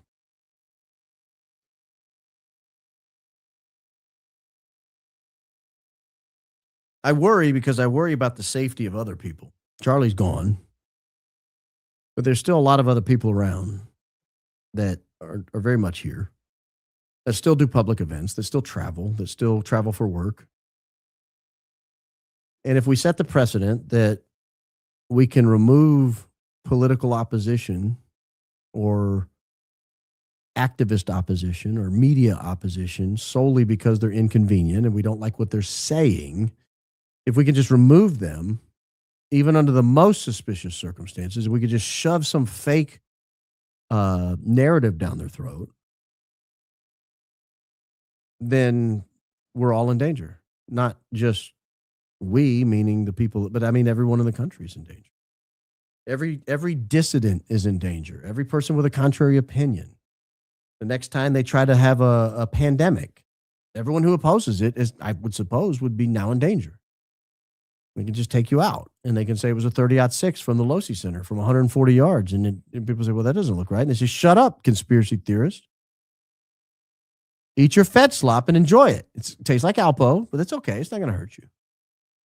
Suck it down.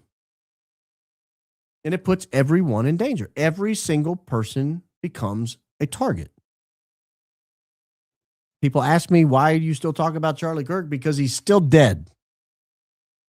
And we still don't know who killed him, how, or why. And there's still a young man on trial for killing him who may have been involved, but did not shoot him from the Losi Center. May not have been involved. I don't know. I leave open the possibility he was involved, but I truly don't know. But Charlie Kirk's still dead. We still very much don't know how he died. Imagine if there was podcasting in 1963 and 10 months after JFK died, people are like, you still talking about JFK? You still talking about it? You're still doing podcasts about JFK? Guys, it's summer of 64. Why are you still talking about that? Because the answer for how he died is wholly unsatisfactory. That's why we're still talking about it. And until that's solved, every president is in jeopardy. And our country's in jeopardy if the president is in jeopardy. Because if a president can't govern without feeling like he'll be killed, he is at the whim and mercy and direction, ultimately, of those who might kill him. And the same with media. Every media figure feels like they might be killed for covering a story. Do you think they're going to cover the story? Same with activists. If Jack Posobiec or Brandon Tatum or Benny Johnson felt like they might be in jeopardy if they walked out of the courtroom and said, it's pretty grainy. Guy kind of looked like a cow up there. It was a blob. I don't really know who did it. If they felt like they would be in jeopardy for saying that, do you think they're going to say that? Or do you think they're going to walk out and go, crystal clear, open and shut? And as long as you don't know who killed Charlie Kirk, how, or why, everyone's in danger. Particularly those closest to him who might be tempted to otherwise say, that's all they have? That's what they're bringing to the courtroom? Oh, they're not going to win that case. There's no way they can win that case. All you can see is a couple of black pixels moving around on the screen. I don't even know that's a person. I don't know they didn't put the black pixels in there.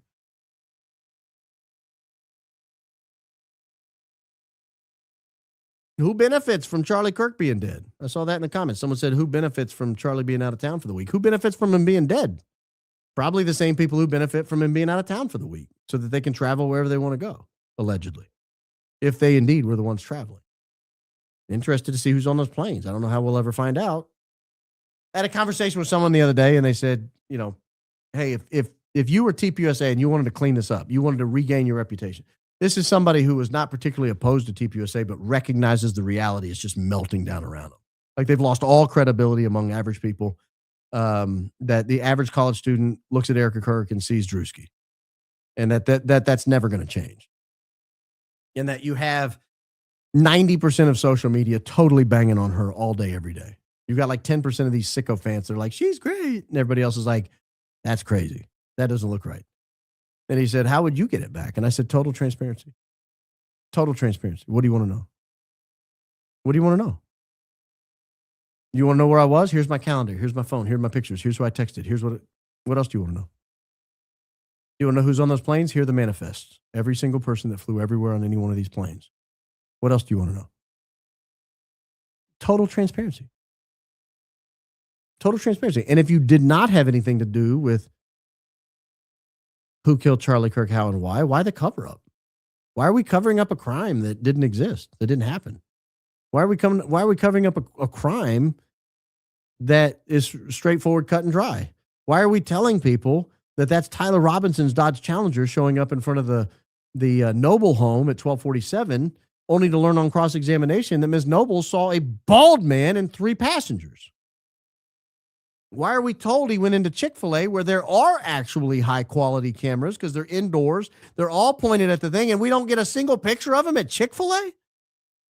Why do we learn that he came out to the courtyard and met with a TPUSA representative, but we don't get a picture of him meeting with a TPUSA representative? We don't get to learn who that person was? We don't get to hear from the TPUSA representative? We're told he drives on campus, wanders around, gets back in his car, drives off campus, and like 20 minutes later walks back on campus? Why did he drive off campus if he's just going to walk right back on campus? And why, right before the crime of his life, is he sitting down eating a box of nuggets at Chick-fil-A on campus, on the very campus where the crime is about to take place, making sure he's seen by every camera and every witness?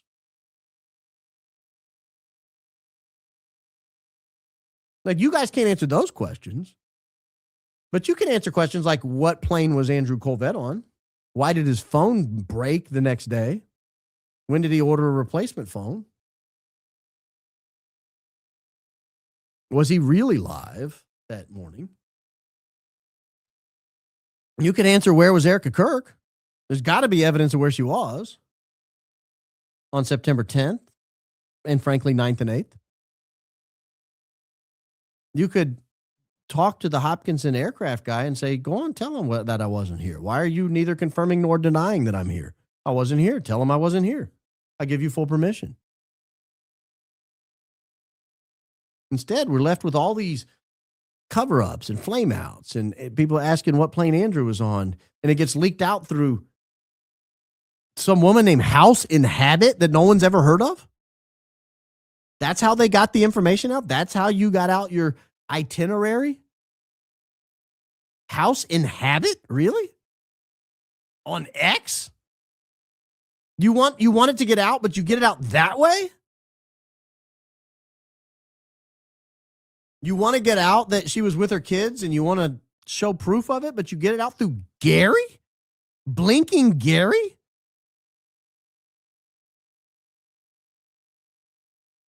That's how you get it out?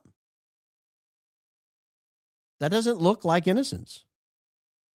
So when I'm asked, how would you get TPUSA back on track? Total transparency. Total transparency. I don't send Blake Neff into X spaces to be condescending, smartass, making fun of people, refusing to answer questions, changing my stories. Oh, I got this story. Here, let me show this real quick. I got Blake Neff on one day saying this about where he was. This was a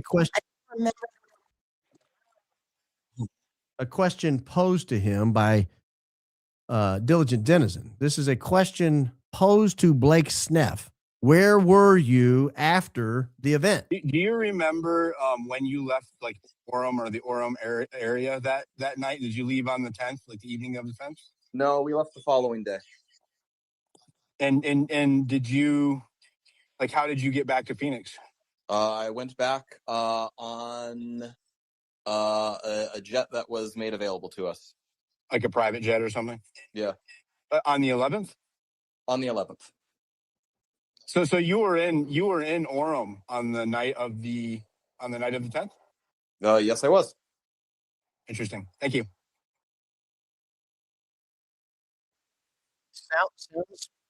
Sounds pretty clear.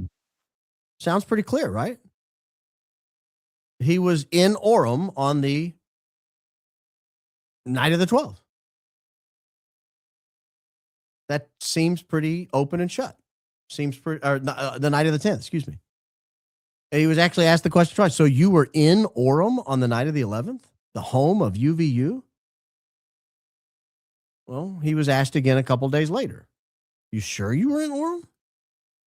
Like, you answered it twice. You said you were in Orem. I don't believe I stayed in Orem. I think I stayed in Salt Lake. I mean, I don't know exactly where it was, but I stayed in the same place a bunch of other people stayed, and we had to drive for a bit. So I think it was in Salt Lake. Hey, sorry, my mic was muted. I said Bronson was next. Diligent, I'll bring you back up. And the first time I talked to you, you said you spent the night in Orem. You stayed at a hotel. You may have left the hotel once for food. Yeah, I'm but now you're saying you were in Salt Lake. So you're no, good. I'm not. Now I'm saying I don't know the exact context, but my guess is someone said, like, did you stay in Orem that night? And I interpreted it as, did you stay in Utah that night, as opposed to returning to Phoenix where I live? And I stayed in Utah that night, and I stayed basically in the same place everyone else stayed. We were all in. Hey.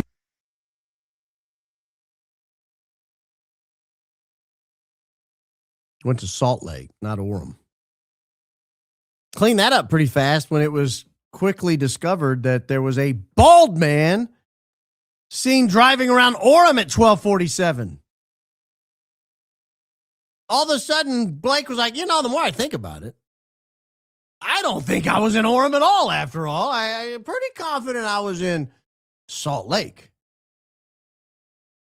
But you said you were in Orem. You were asked twice, were you in Orem? Yeah, but that was before I knew there was a bald man driving around. And you could tell that I'm bald.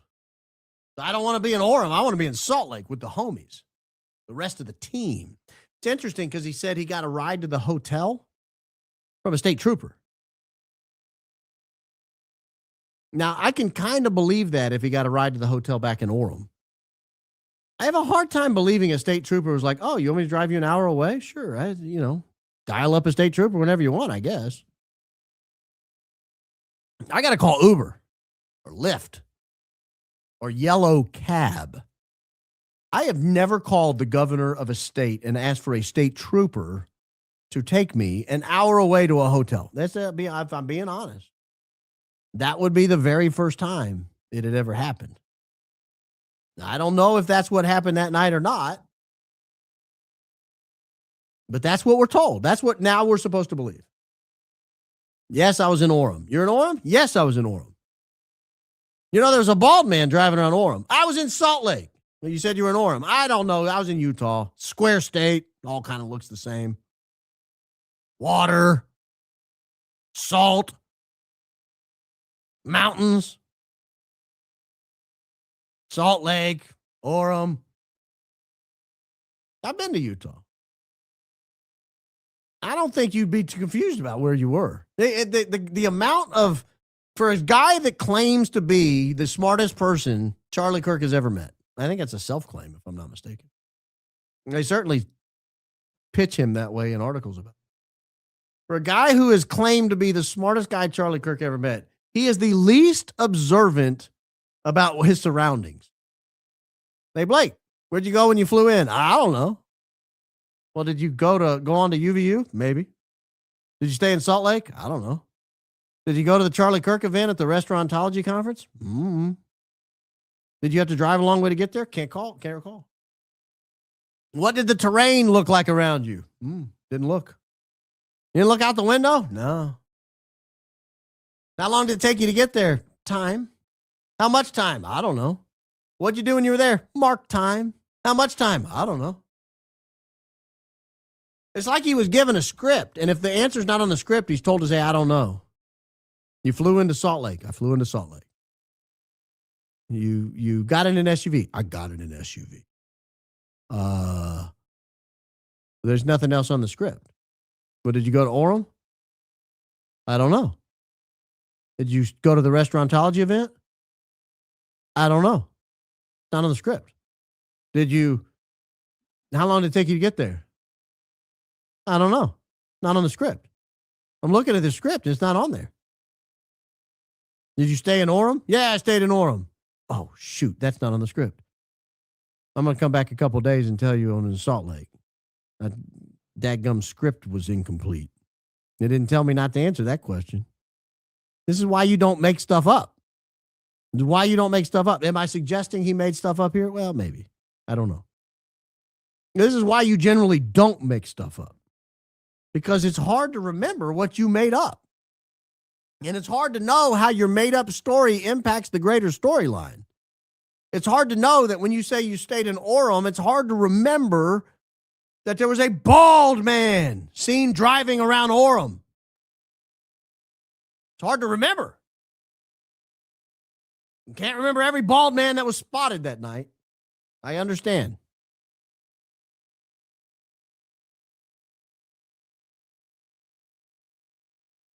This is what we're dealing with. This is why I'm talking about transparency. You know the answer should have been? Where did I stay that night? I don't exactly remember, but I tell you what I'll do. I've got a confirmation of my email. Or when I get back to the office tomorrow, I'll figure that out and I'll email it over to the host, and he can tell you. He'll post it, or I'll post it on my Twitter. I'll post the the little folio they send you or whatever. I'll put it up. Okay. I'll get you an answer. I don't know is not really much of an acceptable answer when there is question about who killed Charlie Kirk, how, and why, and you were one of the last people 10 feet away from him when he died. And you seem suspicious as hell, if we're being honest. Am I calling him a criminal? No. But, he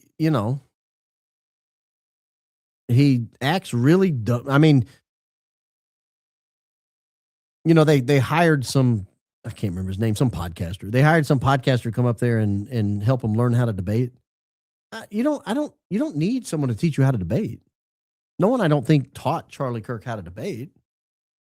You're honest and you know your material and you just kind of say what you think. And then you don't have to worry about it. Know your material and say what you think. And if someone disagrees with you, say, oh, sorry, we disagree. Next question. If someone asks you a question and you don't know the answer, you can get back to them. No time limitation here. But what you can't do when there's this massive cloud of suspicion surrounding TPUSA, when people assume that TPUSA must have been involved. I'm not saying your humble host assumes that, but I know there are people out there who do. I read about it. I see them on X. What you can't do is turn around and start blasting everybody and making them feel like they're idiots, or trying to make them feel like they're idiots. You can't act superior. You can't be dismissive. You can't call them names.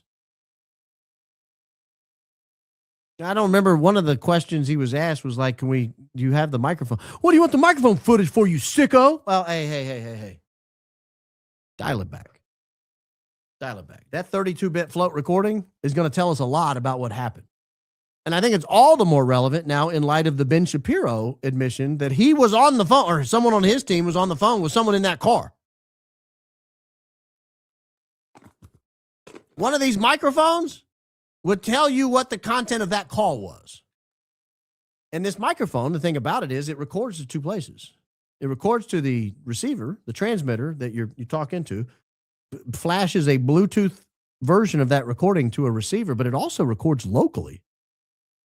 And so if that microphone wasn't damaged and they're driving down the road and Frank Turk's in the back praying, you're going to hear some Our Fathers, or Hail Mary, whatever he's praying. I don't know how he prays. But you're going to hear some prayers. And if Ben Shapiro's security team chimes in or someone originates a call to the Ben Shapiro security, you're going to hear it on that microphone. Mr. Shapiro's security team, yeah, we got Charlie Kirk here. Yeah, he's still alive. I mean, he said he was still alive. Yeah, he's still alive. It's kind of gruesome thinking about why you would need to make that call.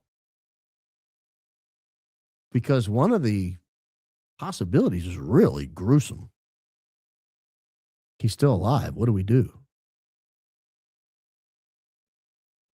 The answer can't be just go to the hospital. You're already doing that. The answer can't be try to plug the hole. You're already doing that. So what's the question? What are you calling them about? You can't just be providing updates. They can't help you from the other side of the country. So what's the purpose of that call? I'm going to raise one possible purpose of that call. And I'm going to tell you, I don't know if this is the purpose of the call. But if the purpose of the call was to ask, what do we do? Maybe you don't want to release that phone call. Maybe you don't want to release the Rode microphone recording of that.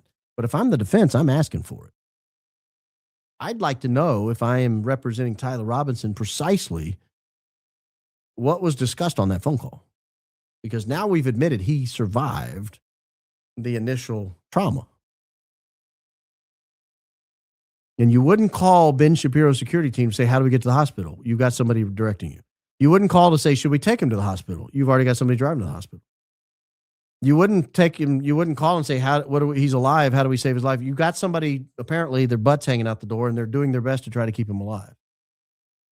So what's the purpose of the call? What's the purpose of the call? I'll leave it to your imagination to answer what I think the purpose might have been. But it's a dark answer. Really dark answer. But I can't think of another possible reason that call would need to be placed. And I take Ben Shapiro, in this instance, at his word that the call was placed from the SUV with a nearly mortally wounded Charlie Kirk and some need to reach out to Ben Shapiro's security team.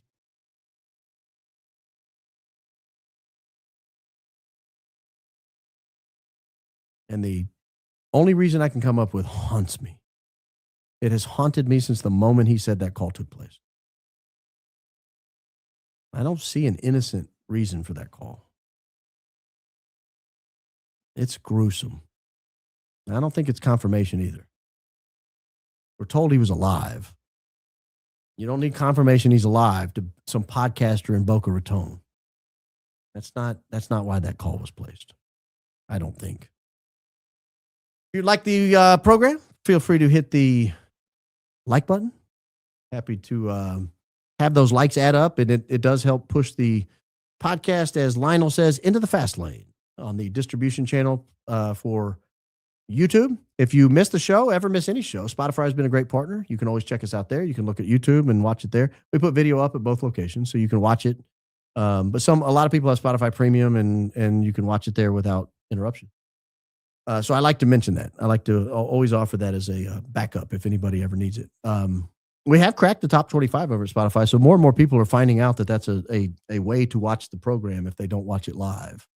It usually goes up an hour or two after the show, sometimes the next morning, but usually within an hour or two after the show ends. If you want some merch, realbaronpodcast.com. Click the merch button, go down, hit view all. I'll roll through some of your comments. If you comment from this point forward, I may be selective towards the end of the show. I should, looking at the volume here, be able to get through almost all the comments that are already in. But towards the end of the program, if too many more roll in from this point forward, we may have to get selective at that point. But I am going to do my best to try to get to all the comments that are made while we're live. There may come a day when that's not even possible. But I'm trying my best here, people, trying to balance the desires of all the people who generously contribute to the program. Listener-supported program, so we survive on this. Love from Alabama, Baron. I've been there. I left a Jordan Peterson subreddit, Chick-fil-A, a Dairy Queen, Cowboy Steakhouse, OH, and somewhere in Orem to be here. Wow, you've been busy. You have been busy. Netflix Worst Roommate Ever, Season 2, Episode 1, Lead Investigator. Oh, man, there's a lot going on. Both originally got you. I have no idea what you're talking about, but I thank you. They were on a Netflix show called The Worst Roommate Ever. The two people that testified, well, I don't know if Sheriff Mike Smith testified, but from Utah. I'll send you a link to it. But remember that sergeant that was she was stuttering on the stand? Oh, she was so nervous. She was Poor so thing. nervous. I know. I really did feel. I'll send you the link though. She is on. She's featured. Yeah, that makes sense, Rosalie. I appreciate it. Thank you. Meow. Our non-members do not know what they're missing. Love you, Baron. We meowed, ladies and gentlemen, on the member show. Yeah. We definitely meowed. Thank you. Hello, my bee and Daisy. How's the little white pouch journey going? Stay strong. You can do anything for 10 days if you take them off your desk. Oh, well, that's not going well at all. That's going very poorly. Speaking of, might be time for one. I'll work on it. I did branch out and finally get Tucker's brand. I'd been using other brands, but I did get his brand. But no, it's going poorly. I know I can do anything for 10 days. I should just quit. Has anyone mentioned these shoes that were confiscated from the Tyler Robinson Lance Wiggs home? 2 of the same kind, Chuck's gray and white, 2 different sizes. Super sus. Well, I mean, I think you get like 5 pairs of those from my house, and they're different sizes. That's a popular shoe. I got a room at the Candle Suites Inn just to be here. Okay. In Fort Huachuca, TF shows CO. Oh, Terrell Farnsworth shows CO Big Bang video from behind. Fed sloppers panic. Maybe casket videos intentional to throw us off path. Put same dots on mannequin hands, covered with makeup, look like real CK. Perhaps. I mean, the timeline for her being able to view his casket in Orem is very tight. Like, it could have been under an hour. And then all they had to do was drive him up to Air Force 2 and fly him back to Scottsdale, and she could spend 10 days with him if she wanted to. I mean, I'm a little weirded out by that, if I'm being honest. My mom just tried to join the RBP membership several times. Always say, unable to subscribe, please contact developer. Wonder how many people this is happening to. I don't know. Is it something wrong with it? I'll look. We do love our members, don't get me wrong, but I never like jump in the back end on the member side. We've had several people join today. Some rejoins, some joins. Probably 20 joined today. So people are joining. That usually happens after a member show. You'll get a little flurry of joins the next day. Because people, hear about it or see a clip and they're like, hey, I want to see that. So yeah, I don't know. Maybe tell her to turn her computer off and try again. Have you turned it off and back on? That's the only thing I know about IT. And I used to work at a place that did IT. That's pretty much all they did. And that's still about all I know. Sir Baron, can you get Anna a cough button, pretty please? Happy Friday, Kristen. I need to tell her about it. I said it's really good, but I had my finger on the cough button. Just like that. Hello, B. Would you consider doing pro bono work if TR requested your help? Thanks for doing what you do. Christ is king indeed. No, I think I don't. I appreciate all you guys suggesting that someone could join the team. Let me try to save the volume of comments on it, though. Tyler's got the lawyers he's got. That's all he's going to have. If Tyler decides he wants to go a different direction, he'll hire somebody else, or he'll request that the court remove his current lawyers. He'll provide a good reason and give him new lawyers. But I would. I'm not getting on to you, but I would just assume he's going to have these lawyers and that no one else is joining him. Hello from Plymouth. Let's roll. Plymouth, California, she said. We're rolling. We write EKs, short for Erica. Eek is right. That sounds about right. Hit the like button, indeed. That's always good advice. When I saw my mom in her casket for the first time, I was shocked at seeing her hands. They look much smaller and more shriveled than they were when she was alive. I think this is possibly normal. Christ is king indeed. I think I speculated the other night. I don't remember if it was on the member show or on a regular show. But your hand has so much fluid in it if you feel it. I mean, it's just really squishy. I mean, I don't have Erica Kirk knuckles. See that? My knuckle at the top is not twice the size of my knuckle at the bottom. And I still have a lot of fluid in my fingers. I just can't imagine that if you drained all the blood out of my body, they wouldn't be smaller. But I could be wrong. I've never dealt with dead bodies. Only seen a few. I mean, just at a funeral.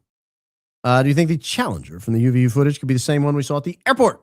They don't match Tyler's car. Do they match each other? I don't know. I've been asked that several times, and I don't know. I don't know. I can't see the top of it. I can't see the other side. Just got that one little. You've been everywhere, I feel. How about Yorktown, Indiana, near Muncie? I've been to Muncie, but I don't think I've been to Yorktown. Hey, B, Meowie Friday. Meow.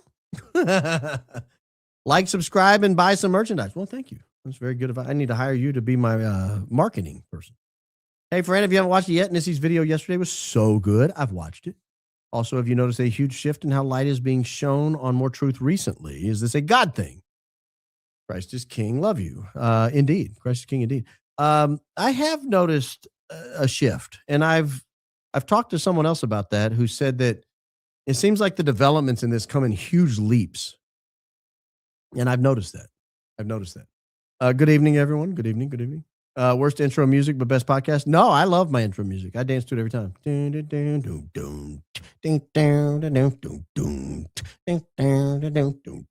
I like it. Do you know where the bullet was found? Just beneath the skin? Allegedly. I caught a live. I found you through Ian in November and haven't missed a show since. Thanks for being you. Well, thank you, Lindsay Walsh, for being you. Appreciate that. Thank God it's Friday. Thank you for prayers for my grandson. He's 18 months old. Had to have a cyst removed from his outer skull. All is well, good. God is good. Love this community. Go Max for Charlie. Bless Baton's family. Bless Baton indeed. His family is really going through it. Christ is King indeed, and thank you. I appreciate it. And good luck to your son. Cyst on the outer skull. I've never even heard of that. Julian Dory podcast, episode 448. Medical examiner, forensic expert Dr. Joseph Morgan discusses timeline requirements, expectations of Charlie Kirk's autopsy. Very informative. Love and appreciate you. I have watched a portion of it, and I intend to finish the rest of it. Hi, Baron was reading about a totally different case, and the researcher went into how there were almost certainly multiple Lee Harvey Oswalds, part of their MO. Curious if you've looked at this parallel. I've not. I've never even heard of it, but I will now. I absolutely will now. Thank you. Kindly requesting a T that says allegedly, in my opinion. Can Design, number one Lubbock fan. Not Blake Neff. If you do a merch design and send it to Nurse Casey, that'd be great. Don't do a mock-up. Send her the actual design and she may use it. The people whose designs have been used were not ripped off of mock-ups. They were just like, here's the actual design. Like the image of design. Send Yes. a PNG with a transparent background, if possible. Or PDF. I don't even know what that means. I don't know what that means. So listen to Daisy. PNG with a transparent background is best. That's what she said. No, literally. That's what she said right then. That's what she said. Caught up on member show from yesterday. For what it's worth, two of my boys run for BYU, and one of their teammates' uncles was one of the doctors who worked on Charlie Kirk at Timpanogos Hospital. Possible evidence he was actually there. Two of my boys run for BYU, one of their teammates' uncles. That's I don't doubt the doctor was there. I just have, the timeline is so tight. If he went to the hospital and then went to Salt Lake City and then went to the morgue, it's a very tight timeline.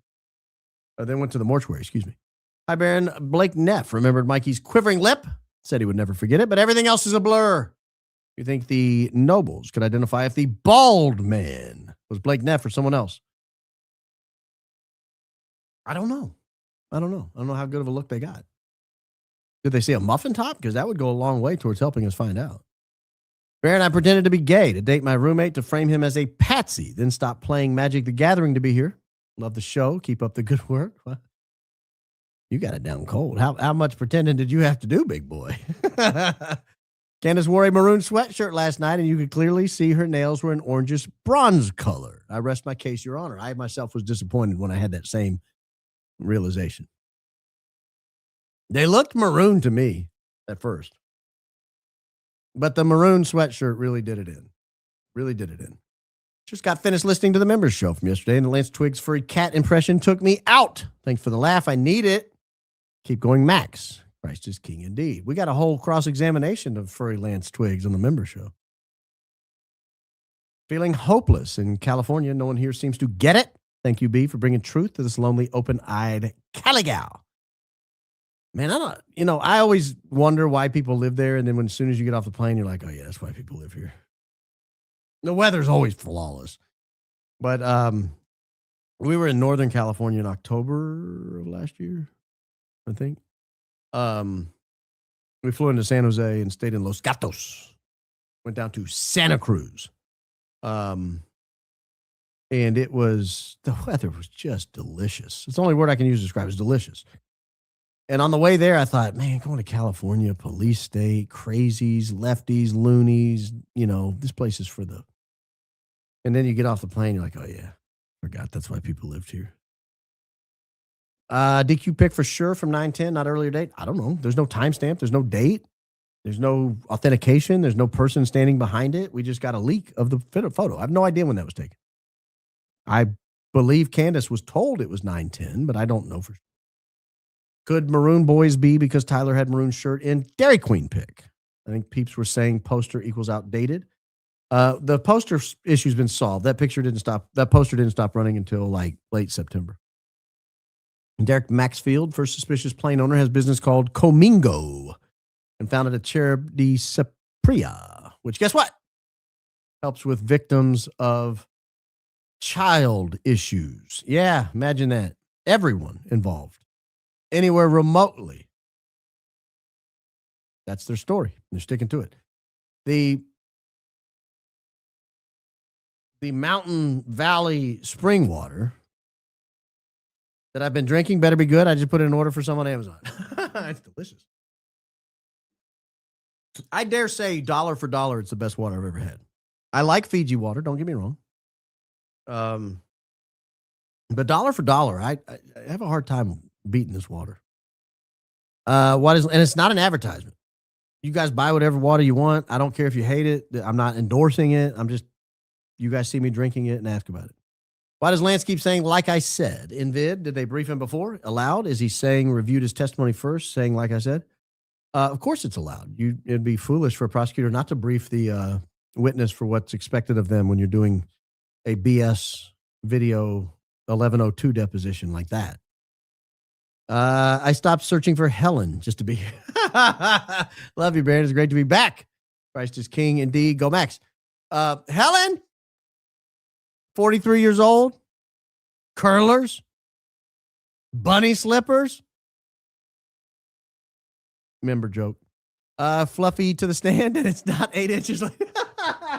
You must have been on the show yesterday too as well. Gets a little wild over there, guys. Can you advise me how to stand up to our Senate and our Congress that are voting on these bills?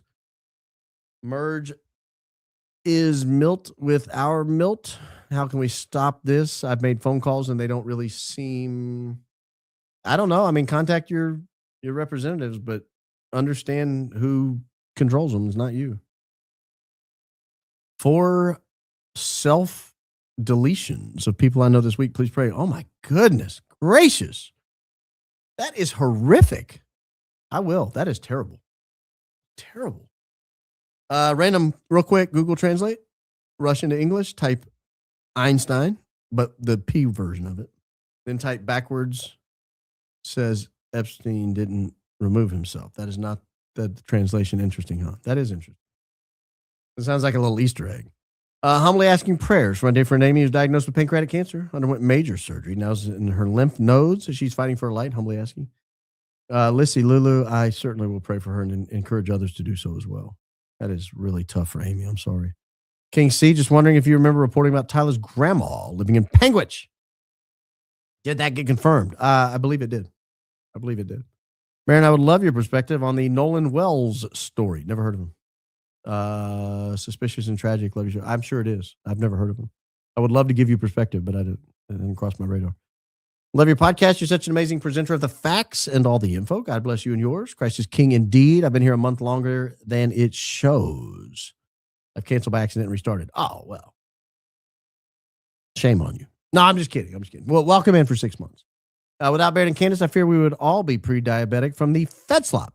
Thank you for keeping us updated in Daisy too. Yeah, Fed slop is high carbohydrates. You will turn diabetic if you eat too much of it. I got to worry about some of these people. Baron, so glad to finally got you live. You and Candace are true light in the dark. I never miss a single episode. Sending so much love, respect, and endless gratitude from the UCK. Go Max. Sorry about that loss the other night. I did watch it. Or some of it. Watched the end of it, and they were up when I was watching, and then they were tied, and then they lost. It all happened in like 30 minutes. Wild. I continue to ignore my two kids, Mac and Gigi, to watch this. Goodness. Oh gosh, that's convenient. Your kids are named that, really? You shouldn't ignore your kids, Mac and Gigi. Hey B, did you ever see Alex B, Trump guy, on Megyn K? Seems to be some backtracking after Tucker interview. Very interesting. Go Max. Christ is king indeed. I did watch the Tucker interview. I did not watch the Megyn Kelly interview. That's as much Alex Brucewitz as I needed. He's fine. I have no issue with him, but I only watch so much. I wanted to come by and give you a like, a live view, and a contribution. Can't watch until tomorrow. Soaking up some grandbaby love tonight. Have a great show, and go Max. I hope the Saturday review is as good as the Friday version was. Hope you looked into Sky VLT connection via LT stream account. Someone named Sky was concerned what LT had been days after 9/10. LT also told his group to make socials private at that time. Christ is king indeed. I've looked into this Sky V situation. Why do you think Ben revealed that information? Do you believe he didn't mean to? No, I believe he meant to, and it was calculated and focus grouped and everything else. If that call was placed, and I have no reason to doubt it was, because why would he say it if it wasn't? Assuming he's accurate and that call was placed, and Charlie Kirk was in the car, and they can nail down the timeline, that is going to come out at some point. And if he didn't reveal it, it would have been devastating. It would have been devastating. It would have ended Ben Shapiro, I believe. It would have made him look complicit. It would have made him look like he was hiding it. And so the way to drop it is to casually drop it in the middle of an episode, act like it's no big deal. I did not know that because my team was on the phone with his while he was in the car. And then you have to add a little limited hangout, modified limited hangout. And he was still alive. Have people key in on that part of it. Oh, they told us he was dead at the scene. He was still alive. Let's talk about it. He's alive. He's alive. I thought he was dead. He's alive. And you get lost that he is security team. But that didn't work because everybody's like, wait, what? What? In all that chaos, they called your security team? Yeah, I think that's why. Meow, no more questions, Your Honor. Do you know what you started, Sir B? I can't help it. That's how I imagine the cross-examination would go. Fountain Courtyard, also referred to as Bowl Courtyard. Fort H is also considered a bowl. They test electronic warfare in the electronic proving ground, and the bowl shape helps with frequencies, etc. Yeah, that's what I'm saying. There may be some sort of weapon that we're not aware of that use the terrain and electricity and magnet. I don't know. Buenos noches, Baron. Muchas gracias para su trabajar y Dios bandidos. Christ is king indeed. My Spanish is lousy out loud. But thank you for the compliment. I do appreciate it. We don't. I don't want to take not the work. It's the. I mean, a lot of work goes into it. Don't get me wrong, but it's something that needs to be done. This case needs to be investigated, and it doesn't feel like it is, except in a limited corner of the internet. And so we will continue looking into it. So thank you. Thank you. Hi, my B from Dallas. Thank you for all that you and your team do to seek the truth. You keep my critical thinking on point. Christ is king indeed, and Jesus loves you and all our high IQ family. By the way, I just say stuff too. Well, it's a bad habit. Get you in trouble sometimes. You mentioned not sure how EMPs work. Think Lori Franzfeld may be a good resource. Just saying. Interestingly, CERN keeps coming up in my feeds. Love RBP. I think they shut CERN down for a while. Maintenance or something. It's going to be shut down like a year or two. But yeah, Lori Franzfeld apparently is the EMP queen. Brandon, I'm here to claim number one, Minneapolis, Minnesota. High IQ. Well, you can have it. Hey, Baron, maybe you already know this, but the FBI hosts a joint terrorism task force in Salt Lake City, Utah, and fascinating to read on in connection to all we're learning. You do a great job. I did not already know that. That's good intel. Thank you. Way back when on your show, I mentioned in a super chat, CK's cause of demise was electromagnetic. Love you, my B. Christ is king indeed. I'm starting to lean that way, if I'm being honest. The necklace and the microphone going to the same location is pretty compelling. Pretty compelling. Assuming Dan Flood's Meta glasses were turned on during the Big Bang, is it possible he was streaming to Ben Shapiro's phone and that's how he was getting updates via Charlie's security? I don't know. Frank Turek was on FaceTime. Wouldn't that be easier? Do any of the cars we saw parked in the airport or by neighboring home match the cars parked by UVU? Black cars, black SUVs and orange cars? We've looked at a lot of maps, and I can't definitively answer that. In my 40s, no bunny slippers, no curlers. But here for my lessons in common sense, logic, and grammar on a Friday night while crocheting. Thank you. Grammar lessons always at half price. Free if you're watching live. And I forgot number 1, Vancouver and Belgrade. Can I have 2 cities? No. 7 months, brother. God bless. Christ is king indeed. God bless you for being 7 months. No, you have to pick a city. You can't have both. It's just too crowded. Great opening, Bubba Barron. Boyfriend was recently hired to make 737 parts. Saw some small hats walking around recently and decided to Google the parts. Defense parts for fighter jets. Oh, convenient. Convenient. Senor Baron, as a lawyer, what would you advise Tyler to do to improve his chances of staying in this world until trial? Now that I don't know. He's kind of at the mercy of his jail.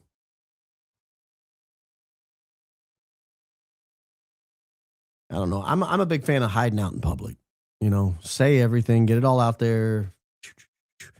Maybe reveal that you put a dead man switch that outs the whole plan. But I don't know. Maybe he was so compartmentalized he doesn't know anything. I don't know. Celebrated 6 years sober on 6/6. Most importantly, it's been a year since I was baptized and now call Christ my King. Now considering orthodoxy. Love this high IQ community. You've been on quite the journey. Congratulations on all of it. Read it from Lance. I'm going to wait until legal age to at least try alcohol again, though. Text thread from Tyler. I'm going to be late getting home my B. I understand the parallel you're drawing there, but I'm a B is very common in the younger set. I get texts from my kids. They certainly didn't write the Lance Twiggs texts. During your bonfire with our principal, did you get to fire off her new piece from Sean Ryan? Number 1 fan from Gurney, Illinois. Love you, B. No, you can't fire guns in the city limits. That's a no-no. That's a no-no. I would love to. Can't help feeling just extra sad about Viva's recent all-out attacks on Barron. What's the end game? I don't think those are all-out attacks, but they're dishonest. I mean, they're just shameless. And I don't quite understand it other than there's panic and they don't like that we're drawing attention to things they'd rather keep hidden. The only thing I can think of. Ben said that he was getting updates saying Charlie was in the back of the car, which makes me assume it was someone who was in front of Charlie. That's a good point. But it could be somebody in the back saying Charlie's here in the back with me. I don't know. If Charlie turned down the Beebster's offer to take TPUSA to the next level and Charlie has now been eliminated, was that offer accepted post-Charlie? What does that mean? We've been asking that question for months. I don't know. Baron, thank you and your team for sacrificing so many hours of your time. Charlie met with Phil Lyman and sponsors in the Hall of Flags before his demise. He said he was going to the restroom. And Charlie was seen with Phil Lyman outside. So I don't know. I can't vet the veracity of that. Number 1 fan from Vandalia, Ohio. I thought you were about to say Vidalia, Georgia. Home of the little flat onions that are so delicious. We buy a lot of them. We're currently stuck inside due to bad air quality from the Canadian wildfires. Please give my little girl Leah a shout out. She watches the show with me every night. Christ is king indeed. Hi, Leah. You get yourself one of these air purifiers I have in here. It's nice. Knocks down the amount of dust we get. We got a lot of electronics in here. Sending my continued support and prayers for your mission truth. Christ is king indeed. Thank you. I appreciate that. What are the top 3 issues you think the defense should focus on that might have the most findable and persuasive evidence that TR did not plan and execute? Charlie Kirk alone. I don't know that I can answer that because I don't know what they know. They may know things I don't know. But I think any communication he has about where he was going and why would obviously be worth revealing, assuming it's electronic and he has it in his possession. I think his locations on that day Times he left. Where did he get gas? You can't drive everywhere he was suspected to get without getting gas a couple of times. So I think that would be relevant. I don't know. I don't know what they know that we don't know. If that was him at Penguich, I would be verifying that with my credit card number or debit card number. One of two in the past, you mentioned your wife enjoys listening to Father Mike podcasts. I checked him out and have been also enjoying his podcast for several months now, especially Bible in a Year. Thank you. And she loves them. September 18th, testing was going on, including in Fort H. September 8th, Falcon Peak 25.2 was launched, directed energy weapon drone training. Oh, that's interesting. Was that in Orem, Utah, by chance? I started watching you the day Candace released the SUV pics and you crashed out over the ABS plastic. Yeah, I remember that day. I was hooked and haven't missed a show yet. Love your approach and not trying to convince, just inform. Yeah, I don't really care what other people conclude. I'm just telling you where I am on any given day and trying to develop a coherent narrative as we go. I think the only thing we're missing from the PSYOP at this point are these zombies. Maybe. We're living in a crazy world. Thank you, B and team, for the amazing work y'all do. Go and keep going, Max. Christ is king indeed. Yeah. But Baron in the videos with the white SUV, there's also a gray SUV in all the videos. Same one? Could be. We've noticed that. EMPs, Erica spoke on that subject to military people. Indeed, she did. Hi and happy Friday. Happy Friday to you. Shabbat shalom. Happy to be here with you, humble host. Love this fam. Happy to have you here, Nikki. 30 carbine is the weakest 30 caliber rifle. Also looks a lot like the item carried out alongside Russell Kennington, and it matches the sound.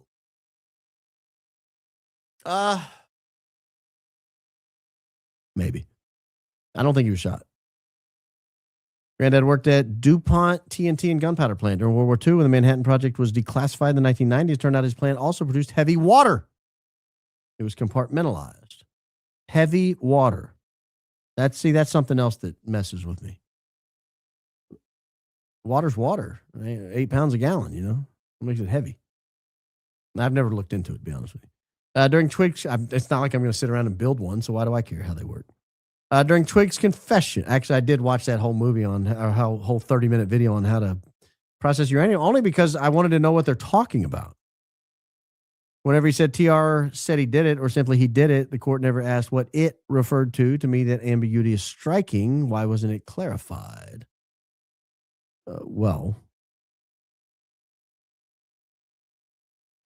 Because it was recorded.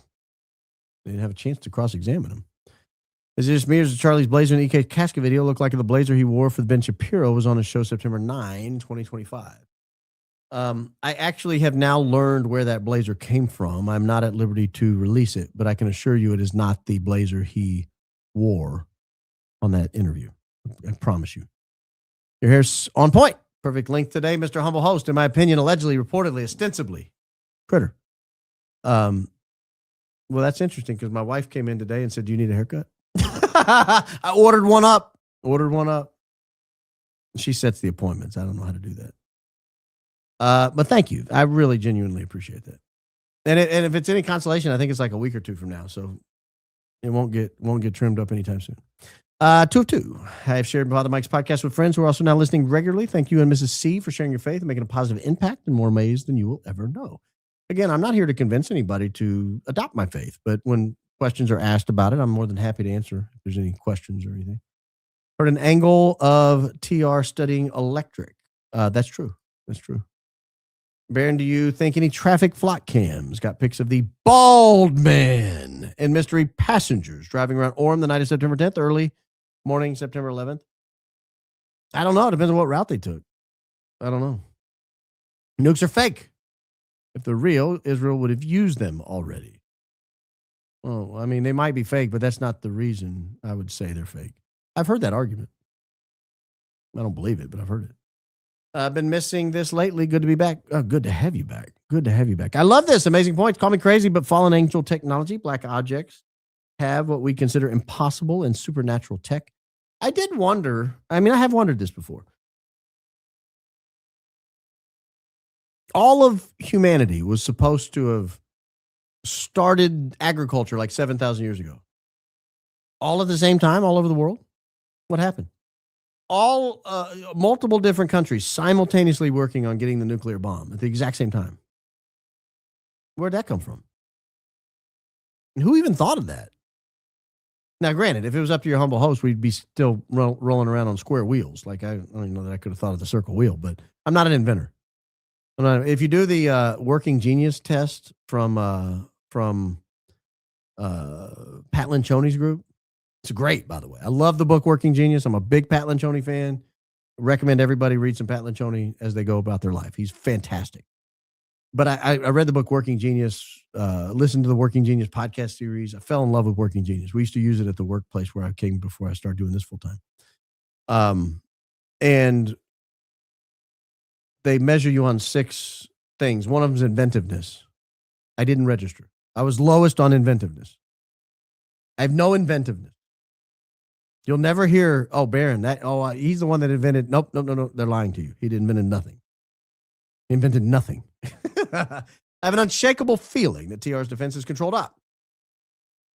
Did you see Elizabeth Lane report last year that Greg Skordas, who's running for Attorney General of Utah, appointed his defense? Weird.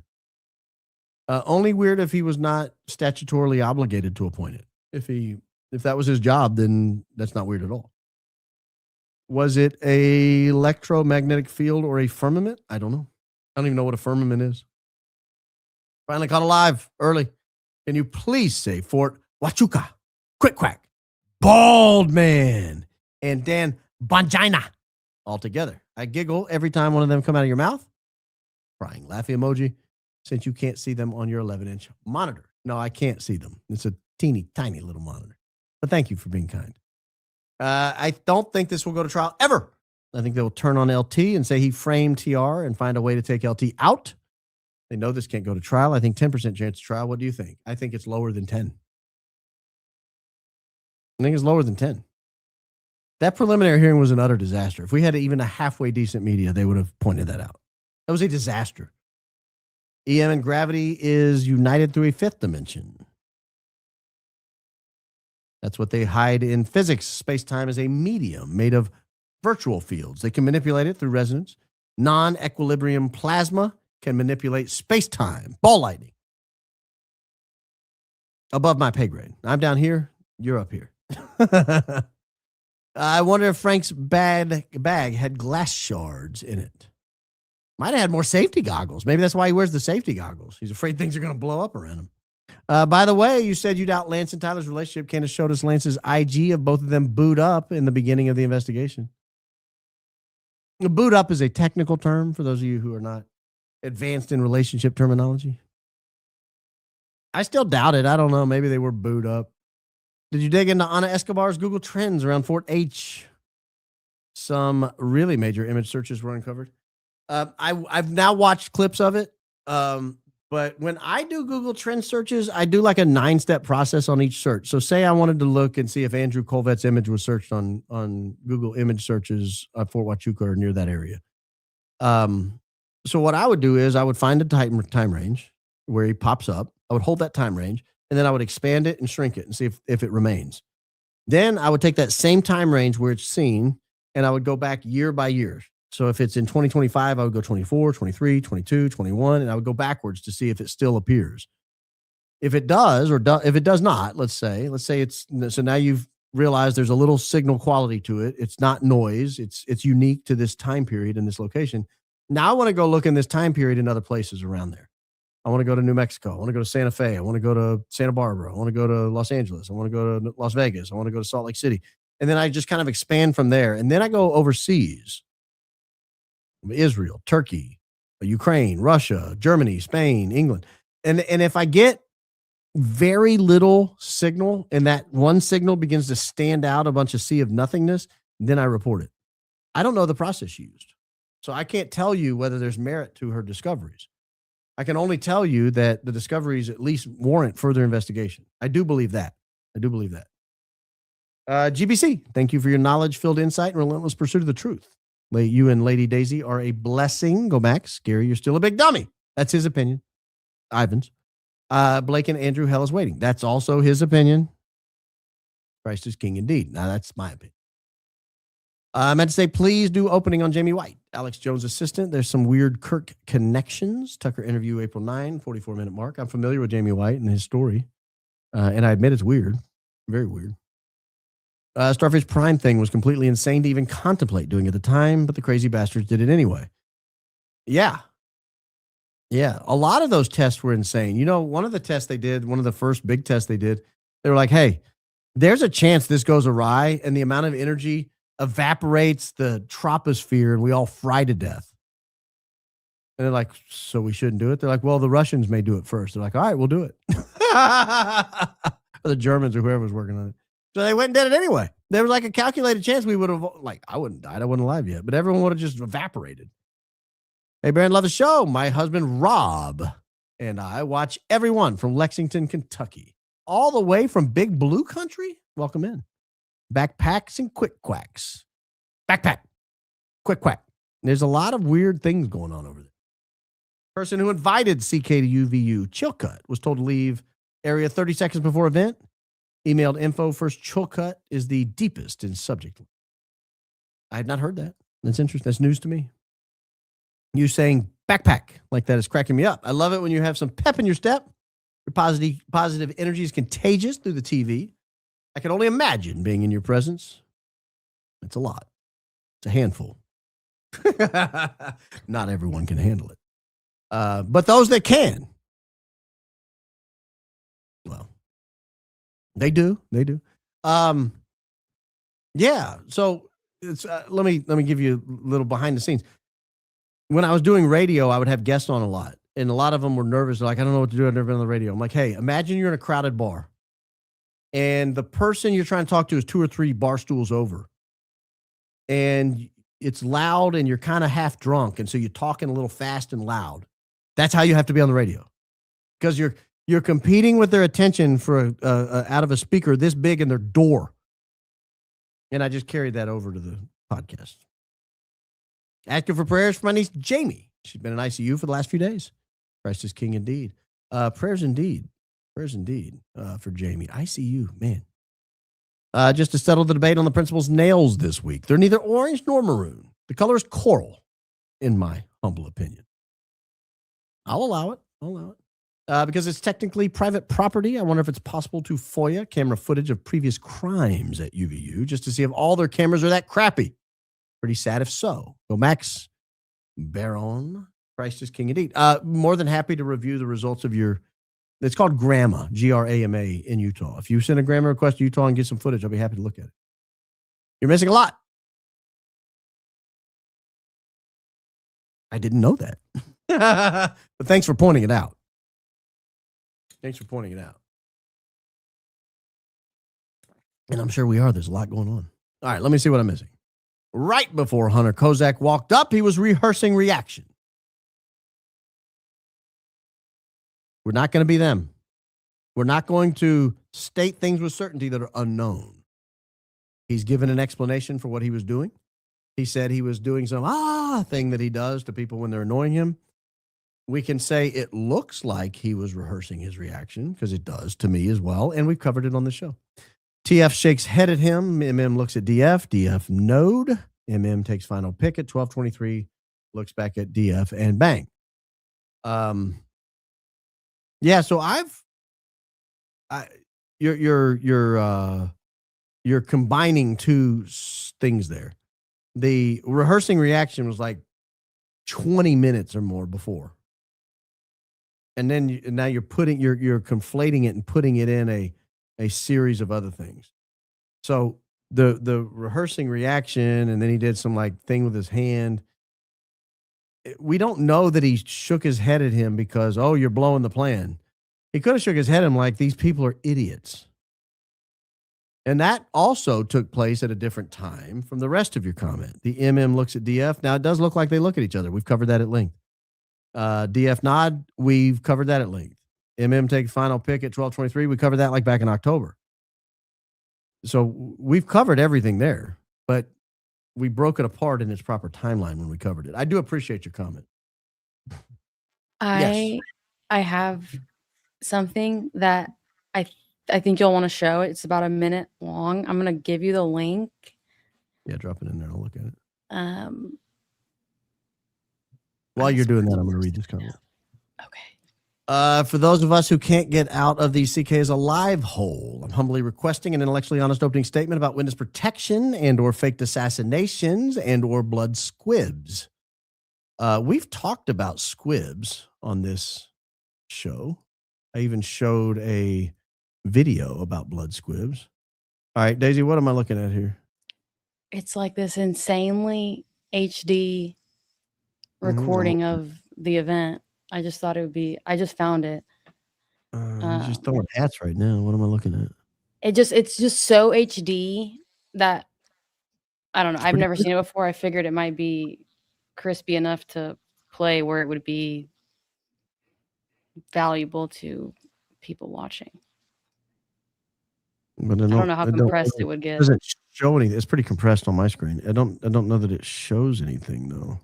It doesn't really show anything notable. It's just one I hadn't seen before, but I think I might be able to post it on X with like a less compressed. Go ahead and do that. I don't think it's. I mean, it doesn't show anything. It's just him throwing hats and then him taking questions. I appreciate it. Okay, so we've talked about blood squibs, faked assassination. I mean, I could talk about it. We'll see how that fits in the schedule. There are more backpacks than a lesbian nightclub. It's a school. Do lesbians carry backpacks? I know they have like yellow labs and flannel shirts and softball bags and tool belts and Subarus. I'm kidding, lesbians. That was a joke. Have a sense of humor. Have a sense of humor. No, I didn't know they had backpacks. Not being a lesbian myself, I don't know. But yeah, it's a school. You'd think there's, but you're right. Mikey and Danny should not have had a backpack, in my opinion. Not just Danny P, the photographer next to him, sus. Okay, duly noted. After watching the clip again, why do you not see anyone's cell phone taking photo vid? Nowadays, peeps record everything, always, barely any phones up recording. There were a lot of phones when he came in, but I mean, I'm not sure how many phones would be recording. There were more phones up recording than footage we've seen, I'll tell you that. Baron in the interview with Blake, when they finally let the girl talk, she asked a question that caught him in a lie. There's no way he forgot he was only with Danny. Where do you think the rest were? Yeah, that's the other part of that he never addressed when he said he went to Salt Lake with everyone else. When he said he was in Orem, he said he was with a couple of people. Stayed with a couple of people in Orem. Who were the other people? Or maybe you just said he was Danny. I can't remember. But there was some, I think, I could be wrong, but I think there was some element of that to it. Been listening to you since CO had you on. Keep going, brother. Velo from Ireland, Wexford, originally from Estonia. Catch you live first time. Go Max. Are the H and V next to each other, or does Velo mean something else? Oh, they're nowhere near each other. School year, I'm going to teach idioms using real Baron podcast clips. Good, Miss Cato. You're going to have an educated workforce. You're going to put Dora out of business the way you say backpack. Does she say backpack? I've never watched Dora. I don't watch Dora because I don't understand it. She's this like who are her parents? It scares me. She's just always off exploring. She's a kid. Could Danny be the representative Tyler met with? I mean, yeah, it could be. Could be any of them. Is it possible that Phoenix Ammunition is selling ammo to Harpole Security Company, which resulted in his insane defense of the Fed slap and 30-6 tax filing? No idea. No idea. Blake can't remember 10 months ago, but I can remember 30 years ago when TWA Flight 800 went down. We lost 21 from our town. Wow. I remember that. It was off the East Coast somewhere, right? There was a question of whether it got shot down with a missile. Testimony at trial said TR left package parking garage and met with a rep from TPUSA in Quad Area. The Quad Area is a grassy area in front of the Fulton Library. To this meeting involve a backpack exchange and drop off. I don't know. I thought he met down by the amphitheater, but maybe they met the Quad Area in front of the Fulton Library. I don't know. Howdy from Texas. Baron. Have you regularly using nature bird sounds throughout your day? You have a specific bird box to recommend? I don't even know what I got 2 of them in the mail from listeners. And I don't know what the brands were. I don't remember. Both came from Amazon. Both are fantastic, and I do use it. I use the one that has the morning dove sound. There's one that's really heavy on the morning dove, and I find that very soothing. Like, whoo, whoo, whoo. Very soothing. It takes a lot of balls to golf the way I do. Holy jump scare. Come on, B. We needed a warning. I don't even remember what that was. What did I show? Hey, Barry, been watching for a while now. First time commenting. Has anyone else been getting text messages about our opinions on our greatest ally? I think the whole country is. As per Samantha Carner, ATF Ballistics Examiner, the barrel had dust in it, not debris, so not even shot. That's for the defense to raise. I don't know. I don't know what kind of dust it was. There's a video on YouTube of Danny P, Blake N, Mikey, and LE going to the hospital afterwards. Both Danny and Mikey have backpacks. I don't think I've seen that video. Who's LE? I don't think I've seen that video. It makes me so sad. I used to love Bongina, listening to him every day while doing yard work, but now it's your humble host. Oh, thank you. Coming for you, Danny. It's wild how SBI had access to a Faro machine, but why not use it on 910 at UVU? Found a clip from YouTube channel, Trial Courts Cuts, 15 UT versus Tracy Grist. Sergeant Falmina testified. I don't know what all that means. Why is Dan's clip better than the courts? I don't know what that means either. Law enforcement retired the Dallas Schoolbook Depository. And, law enforcement entered the Dallas Schoolbook Depository and encountered Lee Harvey Oswald in the stairwell. They were about to question him when his boss said he works here, so they let him go. Roger that. I'm so thankful for your dedication to the truth. If I had blacked out pic of a now shameful president hanging in my office, I would replace it with your picture. Sincerely, thank you. Jesus loves you, and so do we. I think it would look weird if I had my own picture hanging behind me. I've seen people try to cheese on me on X and act like I'm a bad person for having things on the background you can't even read. What do you think? He got a big wall back there dedicated to himself. My office. Most people have things hanging in their office that they're proud of. Those are accomplishments I'm proud of. Hi there from OG Swampland, the Netherlands. Oh, you guys are under seawater, under sea level. Finally live 1 a.m. and thus able to send my very first super chat ever. Say thank you and yours for everything you do. Keep being you and go Max. I hope you're still awake. Actually, I hope you're in bed. But I hope you're still awake. Have you seen a Didi Got a podcast? And guess we're not going to Mars. Very clear footage of CK's muck duck. Shot twice, photos, etc. Thoughts? Christ is king indeed. I don't believe it. I don't believe he was shot twice. When can Tyler's family sue for defamation? EK, FT et al. Calling Tyler a murderer, disrupting legal proceedings to affect public opinion. By the way, we need to look into mercenary. Rick Cutler, in my humble opinion, Christ is king indeed. We have looked into him. We did a show on him. I'm not sure there's a lot more to look at than we discovered, but if there is, we're welcome to open it back up. As far as suing for defamation, not while you're awaiting trial, that's for sure. The only thing that is 4K is the amount they got paid per post. They've lost all credibility. Thanks for truth seeking. Christ is king indeed. Maybe that's what they meant. Maybe they meant, oh, we saw it in Crystal Clay, 4,000. Make it rain on my testimony. Baron tagged you in a Mickey Willis post worth the read. Don't tag me. I mean, not that you're free to tag me. I don't check tags. I've maybe 3 times in my entire X history going back to 2007 have I checked tags. So if you want me to read something, email it, and we still probably are not. I mean, I only have so many hours in a day. It would have to really intrigue me right off the bat, because I was working on this show from 8:50 this morning until we went live. I just don't have time to read other stuff. Do you think Benny Jack Taterhead, any of the people who said it was overwhelmingly clear, could pick out that person on the roof in a police lineup if they didn't know what Tyler looked like? No, of course not. Taterhead. Mr. Potato Head. That's funny. I just thought of an Officer Tatum, Mr. Potato Head version. Mama, been watching with my husband since January. We love it. Christ is king indeed. Hello, husband. Nice to make your acquaintance. The stairwell to the roof has cameras, but the roof itself doesn't. We have to watch it using cameras from a different roof. Make it make sense? I can't. How the camp is set up. Cabot said on 910, he's told by UVU the shot came from the roof 200 yards away. Who said that? FBI didn't announce till 9/11. Credit Black Line Brief. Didn't know he said that. That's unless you marked it off on a map, it's not too far from that. There are two walkers. One passes in front of the maroon vehicle, and the other goes behind the maroon vehicle. Plan C, TR. Walkers. You mean people? Human beings? We're calling them walkers now? Walkies? Walkie-talkies? Upright? Lucid?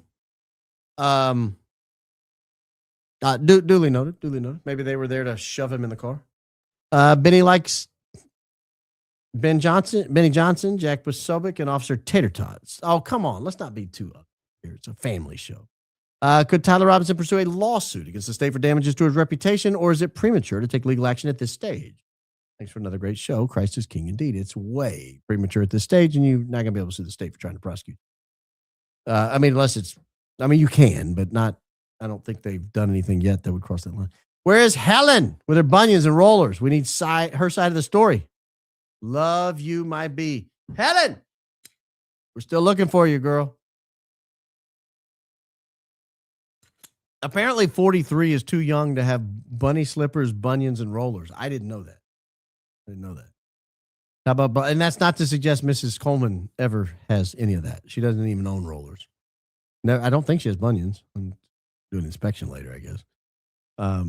She could be like, why are you looking at my feet? Be like, shh, I'm looking for something. Evidence.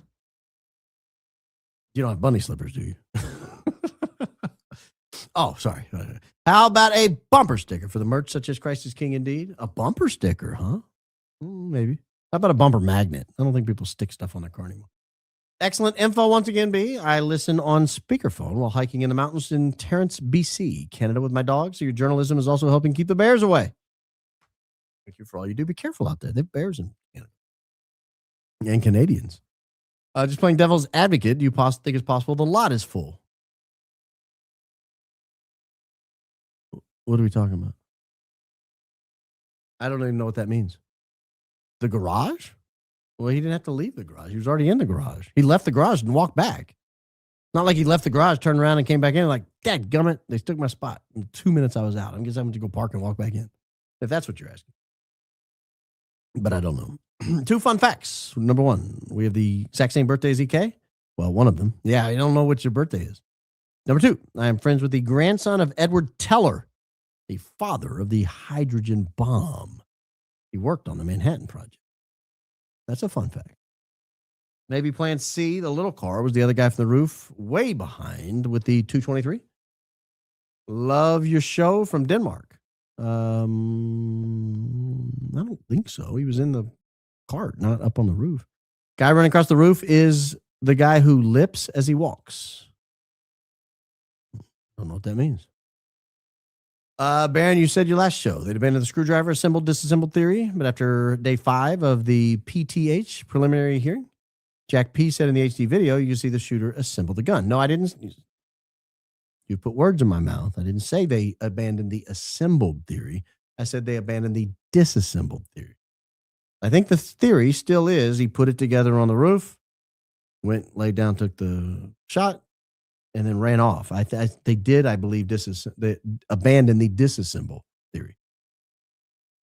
We demand precision here. We demand precision. Devil's advocate. What if the car heard the shot, stopped when visibly on guy on roof, they realized guy with gun and bolted because they were scared. But they stopped before the shot. That doesn't make sense. And ATV was at Phil Lyman's house in video of TR walking by. You know what? You guys keep mentioning that, and I keep forgetting to look it up. So let me look it up right now. I'm going to look it up on the map. Because this is before the guy limps by. I have a map from like 10-something in the morning. Let's see here. Utah Valley University. There we go. Phil Lyman's house right there. No, the ATV's gone. I have to go back and look. Oh, that's because it's March 4th. Wrong date. There it is. I think it's a different one. No, that's like a four-wheeler. That's not the thing that was being driven. Yeah, that's not the same thing. Yeah, that's clearly a four-wheeler.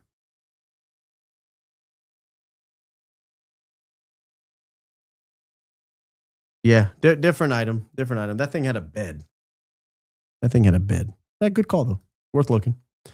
I can't listen to you at the gym anymore, brother. You dropped Officer Tater Tot on me during a deadlift. I had to ditch it. Well, my apologies. I hope you ditched it safely.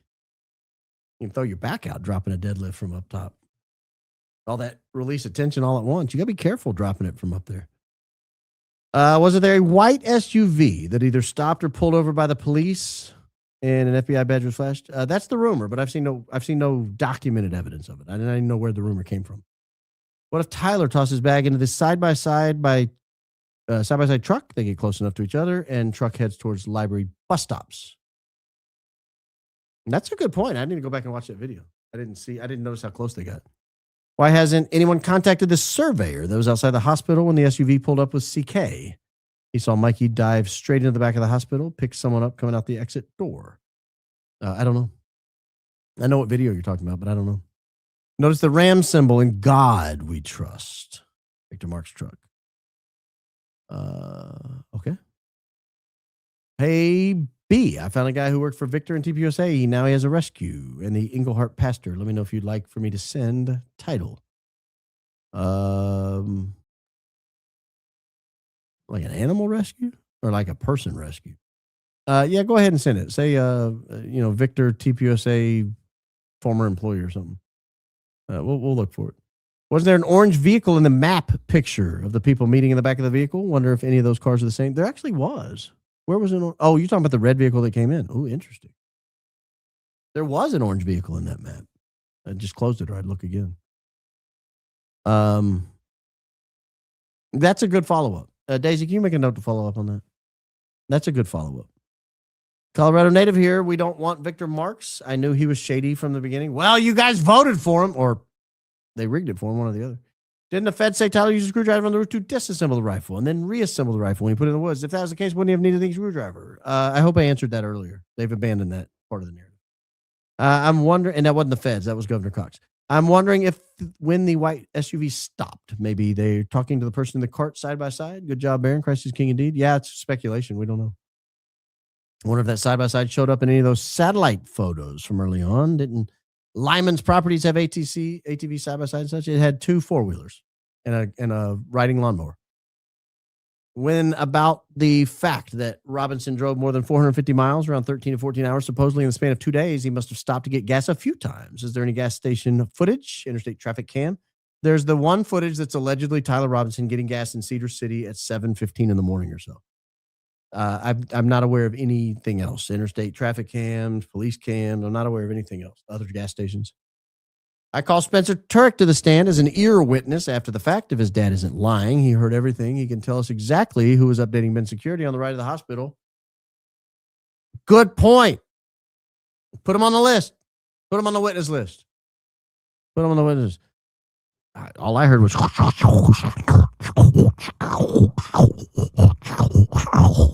that's going to be the sound of Frank Turek's rear end rubbing against his jeans. Philip, Patsy's plan A, B, C, or D. Backpacks in quick quack. Have we looked into Dr. Seuss' involvement yet? Love you, my B. He could be. He would have written a great story about it.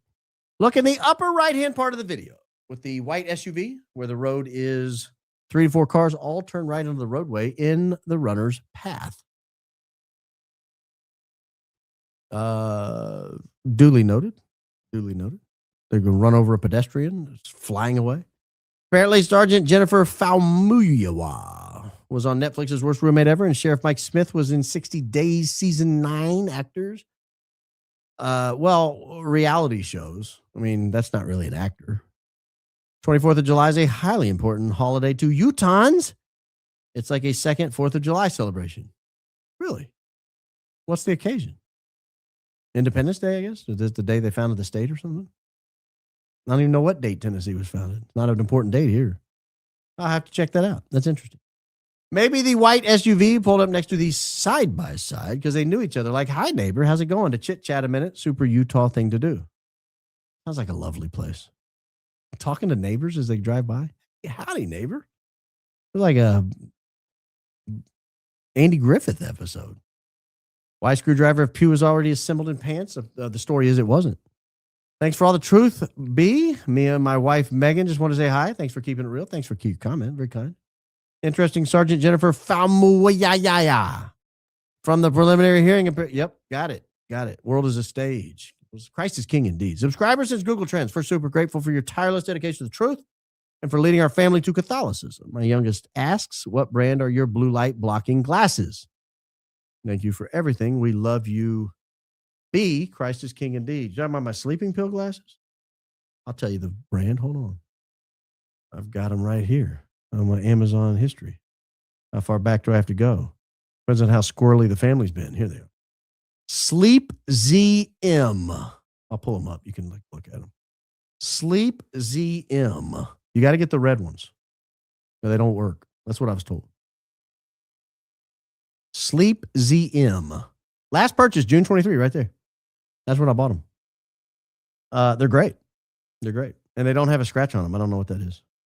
It's probably just an artifact on the picture. That's the one I got. And they're great. They work. They work. Make it hard to see your phone because it cuts out all the light. But that's okay. You shouldn't be looking at your phone before you go to bed anyway. Thank you for that. Edge. Dear sir, hearing this opening statement, I must again recommend Conspiracy Theory. Excellent opening statement of film. Look forward to you catching yesterday's episode. Helen is my spirit animal. Edge, that doesn't surprise me. Now that you mention it, I was actually describing you and not Ellen. No, I'm just kidding. I was describing Helen. It's just a coincidence. Friends saw white GMC Denali, older model, driving in Buffalo, New York. New York plate turning point a month ago. Bald guy with beard driving. Can get pics if needed. Please do. Please do. Man, get all the pics you can get, sister.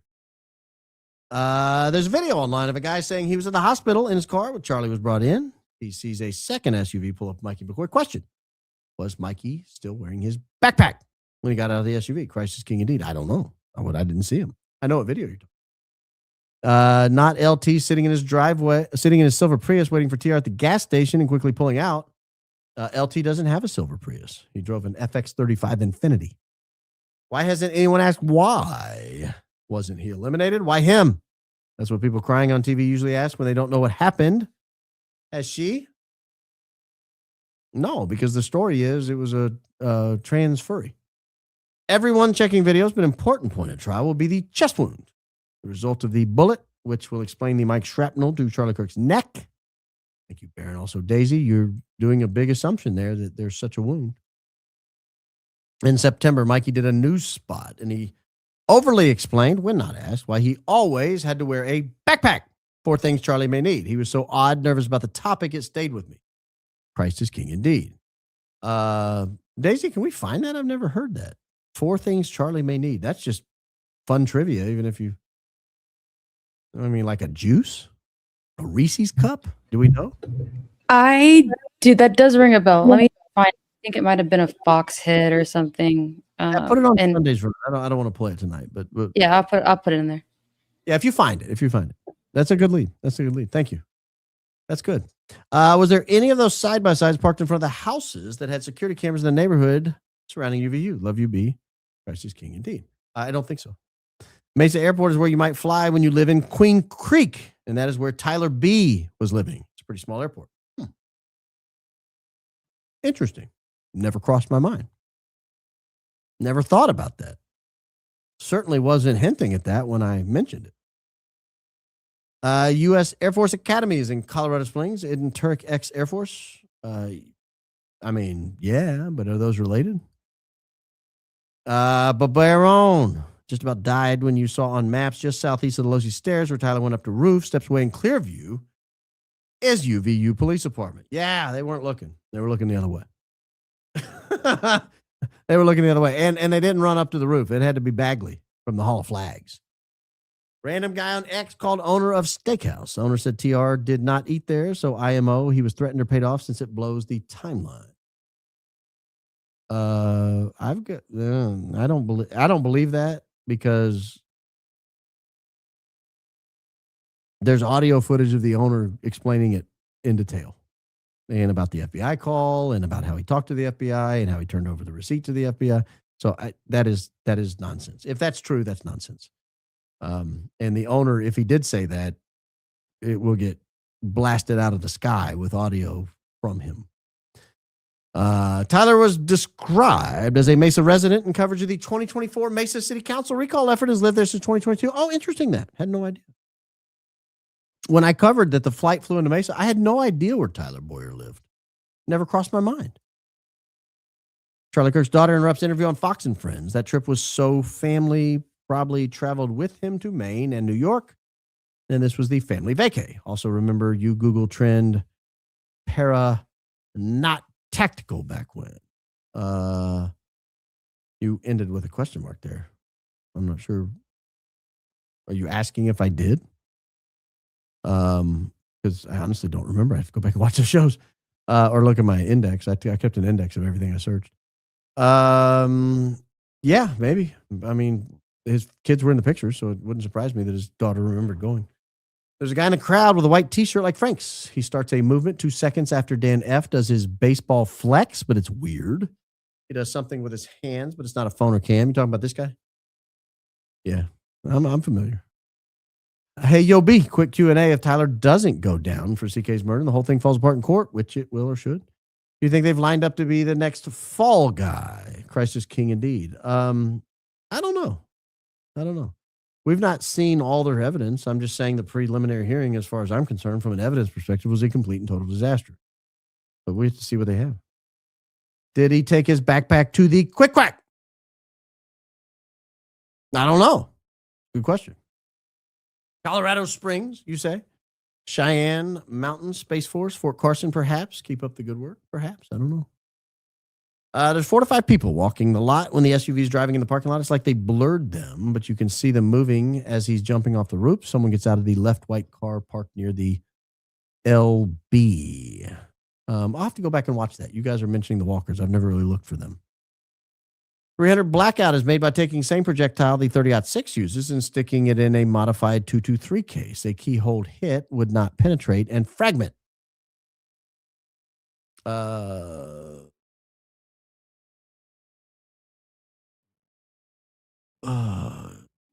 I don't know that I buy that because a modified 223 case wouldn't fit a 308 slug. I mean, a 30-06 is 0.308 inches around. A 223 is 0.223 inches. How do you like the slug won't fit in the hole? 1 to 2 years, around 12 years, one of two. Around 12 years ago, our airbase here was conducting Air Force training. I was on a balcony smoking. You should quit. 2 bright, I'm just kidding. Do what you want. 2 bright lights appeared in the sky. No sound, nothing. Couldn't tell a plane or chopper. My cat sitting on balcony. I'm interested to see part 2. I don't know where that's going. Poor Charlie, indeed. Mikey couldn't change into scrubs like the others. The early narrative on his outfit changes. Sus. The clean clothes were in the bag. Fair enough. Wearing my birthday shirt. Mrs. Coleman's favorite. Just wanted everyone to know it's a high quality, comfy shirt to go with our high IQ group. And it's my profile pic now. Oh, that's wonderful. Thank you for sharing that. It's good merch. Okay, who's lying? Blake Neff, who said he stayed in Orem, Utah, or Blake Neff, who said he stayed in Salt Lake City? Blake versus Blake. How dare Blake lie on Blake? Christ is king indeed. Yeah, I mean, he posed it as a correction, but it's, to me, not believable. I haven't heard anyone say this, but couldn't the shot from the Losi Center have been a blank for the sound effect of a gunshot? Well, sure. And people have speculated that. But Baron, good day, sir. Yesterday's cross-examination of Fluffy had me spitting my tea. You can't spank a cat, but you can cross-examine one. That's true. You can't spank a cat, but you can ask it questions. Where were you on the night of? Is there a chance the video seen by the public was edited first? Of course there's a chance. Smoking gun is in Candace's photo of the inside of the car. The unidentified object here in her video is the blown up microphone. It's blown inside out and mangled. Please review. It can be proven. I've reviewed it. I've seen the arguments. I don't know that I agree with your statement that it can be proven. You'd have to recreate it and have to look the same. I'm eager to see that video. Baron, do you think maybe it was the necklace? It might explain why they gave it to EK so quickly. Thank you for your show. Christ is King indeed. It would explain that. My cat starts a weird meowing. As the object got closer, she's now watching the silent object, and as it's about to fly over, she falls off like paralysis. Weirdest thing ever. Don't leave us hanging. Did she land on her feet? How high up were you? I mean, these are questions we got to know. Lance Twiggs needs to know. First time, long time. Strong enough jolt of electricity could break bones, cause deep brain injury, seen in posturing, and theoretically exit the body through popped vein. Explains jewelry snapping, hovering, and equipment setup. I agree. I am telling you, the ring hovering over it, it was a hinged ring. So it's not like it broke the metal, but it unhinged. It fell off of his ring finger. It went to his pinky finger, and it held there for like a solid second or two, defying gravity.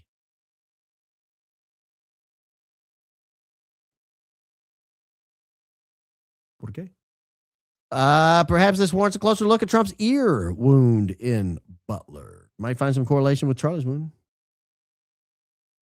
I don't know.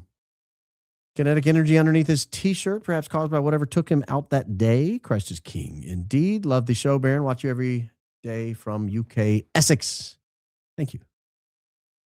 Sorry for asking this question in a high IQ office show, but I don't remember if you talked about why Lance Twiggs was offered immunity to testify against Tyler Robinson. Was it in exchange for his participation in Charlie Kirk's death? I don't know that you could say that. I assume it was probably fairly transactional.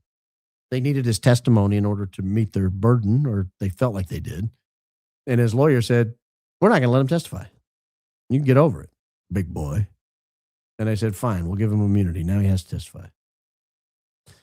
Hi, Baron. The mechanism you described with the magnet and the movement of his necklace reminds me of what happens to metal in an MRI machine. There are videos online. You can check it out. Just a thought. Taking notes. Hold on. I got the idea from that guy who keeps commenting, Dynamo.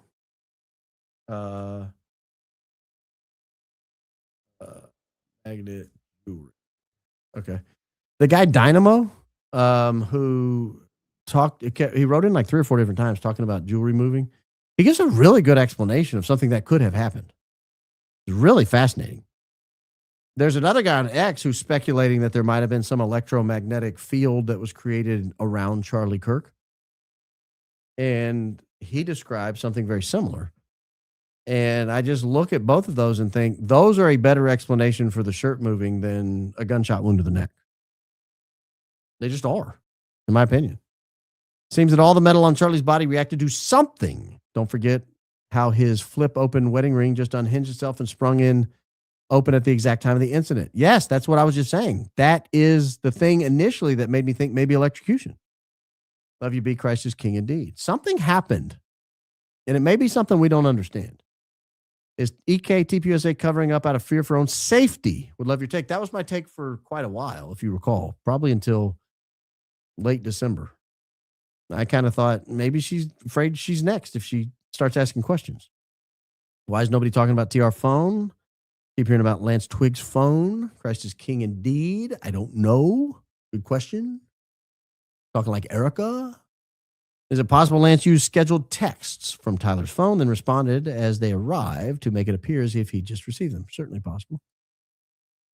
In the film Manchurian Candidate with Denzel, the assets are all implanted with tracking devices the size of a pill.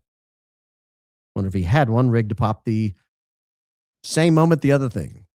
I saw somebody, I can't remember who it was, but somebody suggested maybe one time when he was sedated, maybe for a dental procedure or something, they'd gone inside and planted something in his neck that would, no, man, that's pretty wild. So, Baron, there are no available parking spots in the parking lot. Possibly the cars were just looking for a waiting place to park. I think those are assigned because if you go back and look at different days, they're all in the same spot. I think those are assigned spots. I could be wrong. Candace showed an image of burn marks on his chest. What caused that? They boldly killed TPUSA golden calf right in front of us. That is terrifying. I think you're thinking of my show. I showed those pictures. I put those on X. Put those pictures on X. I did not show them on the show because X gets all weirded out when you show bodies. I mean, YouTube gets weirded out when you show bodies. But I did show it on X. I don't think Candace showed that. I don't think. I might be wrong. Yeah, but it is terrifying. Christ King indeed. Fact that a 30-06 would have done much more damage should be all the evidence anyone should need. I'm so ready to hear what TR actually says. Thank you for your hard work on this. For Charlie, thank you.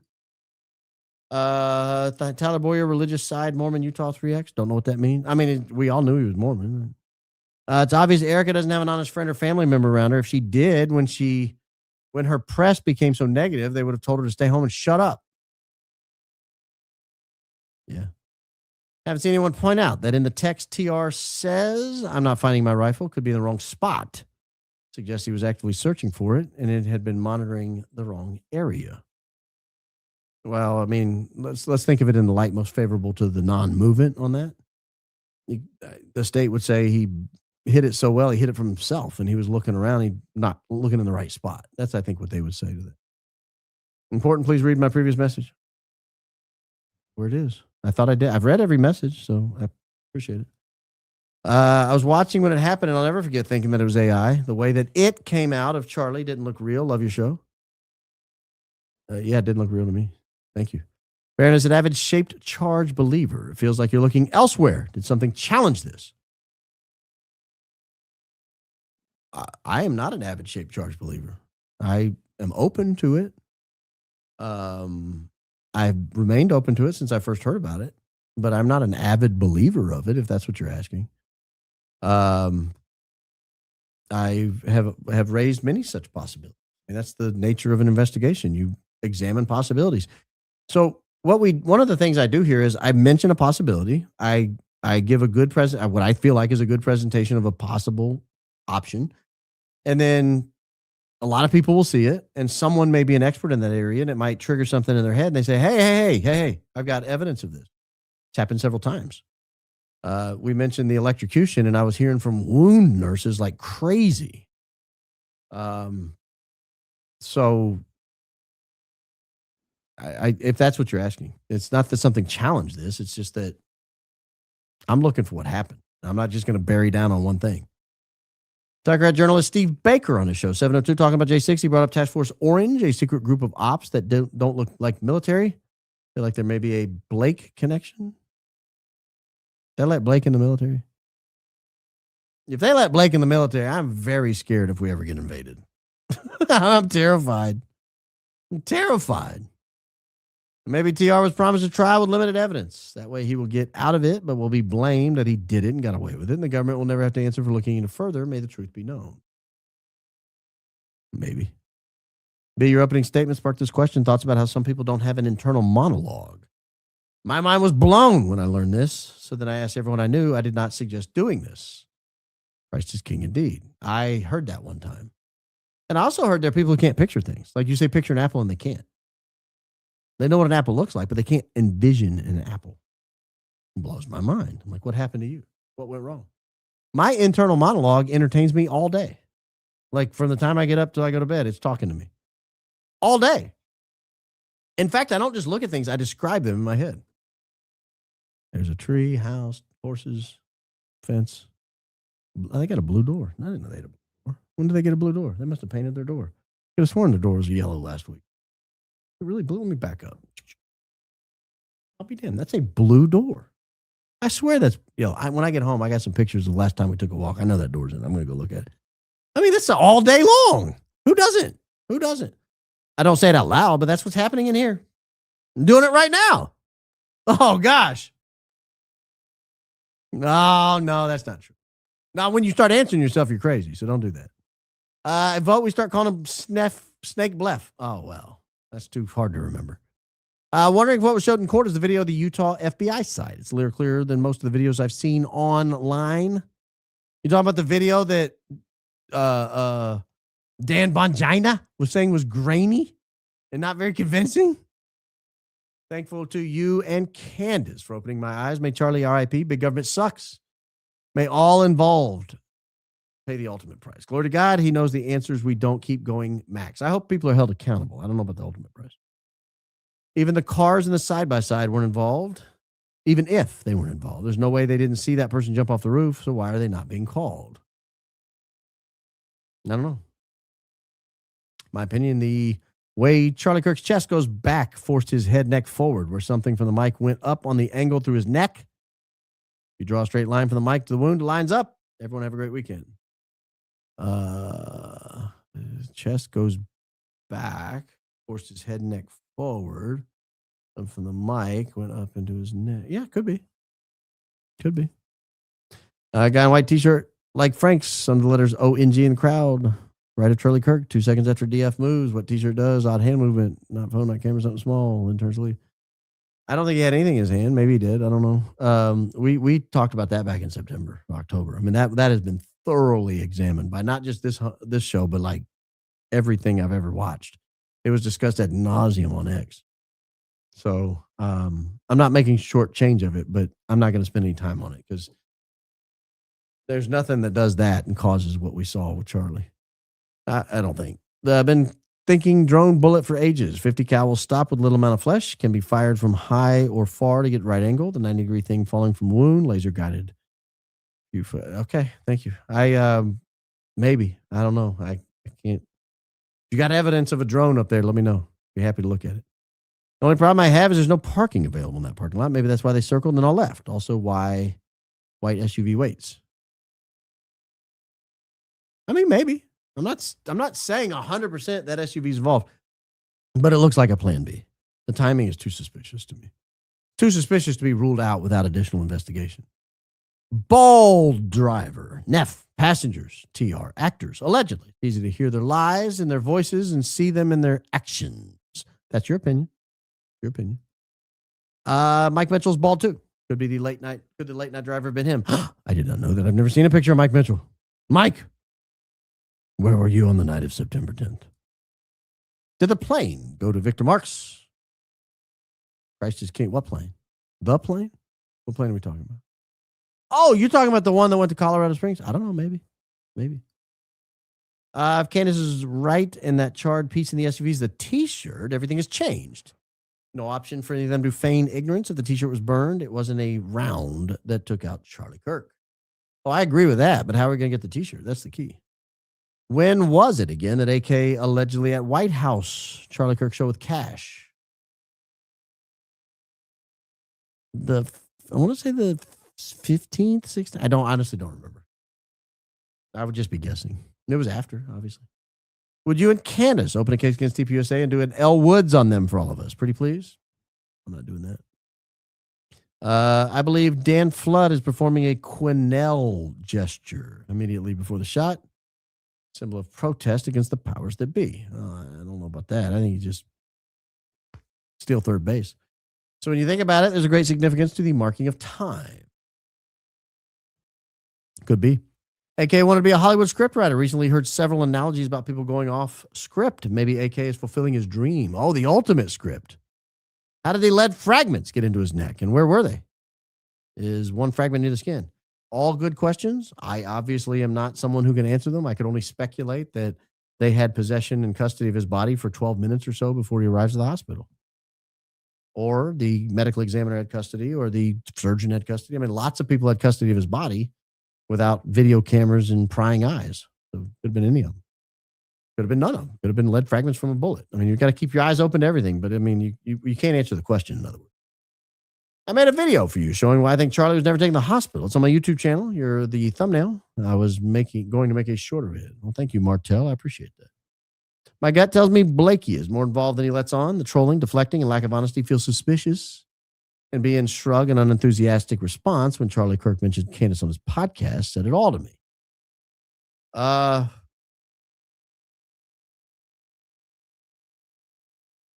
admit he's making it hard to believe him.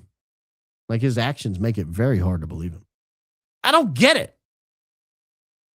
Why nobody looks more into the fact that CK 1/10 of a second after it happened went into boxer pose only caused by TBI.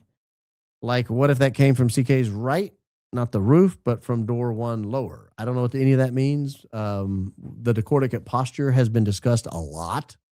So the idea that nobody's talking about it or looked into it is I think it's just inaccurate. A lot of people have talked about it. I can't shake the feeling that Blakey's memory was drawing a blank because he was enjoying CK assistant in other ways that day. And video Tyler walking up the stairs in the parking garage. When he touches his ear, it appears he touches his watch, as though maybe he's setting a timer or something. Maybe. Baron, do you remember the video showing a couple black pieces of something flying upwards into the tent after the Big Bang? So appreciative of your high IQ research. Christ is King indeed. Ian Carroll and I looked at that in slow motion in the show we did together. It's on this channel. It was like in the 30s, I think. It was an episode way back in time. But we looked at that, yeah. B found you back in November 1 episode and was hooked. The way you present a case is so fascinating to listen to. I look forward to watching live every time you're on. Number one fan from Pittsburgh, Pennsylvania. Oh, your airport gets a lot of visits from TPUSA planes. You didn't know that, did you? Including that week. Ian Went posted a video this week. Yes, we played that. We played that on a show here. So thank you for pointing it to it. But I don't know what episode it was, but we did play that. Mark time equals idiom. That means to suspend progress temporarily, stall or mark time idly while waiting for a better opportunity or instructions. Yeah, precisely what it means. The planned screw up and they panicked. Yeah, that's been my contention from the beginning. GBC, Ivan, do you know the make and model of the camera that recorded the pixels jumping off the roof? Is there any other footage captured from that camera? Was the pan tilt zoom set for motion and follow? God bless, joy. Christ is King indeed. I don't know any of that. I doubt it was set for motion and follow because it's on the parking lot right there. And that would be doing this all day, you know. I think the zooming we're getting is a manual operator zooming in at a computer after the fact. Hey, Baron, thanks for all the information you give us. Not to be a Joe from your number one Cuban fab in Fort Wayne, Indiana. Christ is King indeed. Home of the Fort Wayne Mad Ants. Now that you're number 25 on Spotify, I bet you can get the governor to drive you anywhere in the state. Thanks for all you do, Baron. Christ is King indeed. Well, the problem is I'm like the 50th highest ranked podcaster in Nashville. Actually, not anymore because I passed Michael Knowles. Take that, Knowles! I kid. Are we still number 25? We got all the way up to 23 the other day when I looked. I need to quit looking because one day I'm going to fall all the way out of the top 50 and I'm going to cry. Not going to cry. Let's look. Because I don't want your comment to be inaccurate. 23. Michael Jordan, baby. Not LeBron James. Not that guy. The real king. Glenn B and Megan both got calls after Charlie Kirk, theory being that it's a larger conspiracy, ramp up security. I did not know that. That's news to me. Can they be investigating other options, even while prosecuting Tyler? I hope so. I think it'd be their obligation. The exploded mic in Candace's car photo. The objects you can't identify, please review. Yeah, you guys don't have to yell. I mean, the caps don't make, it's not like you're making a more emphatic point when it's in all caps, and it makes it harder to read.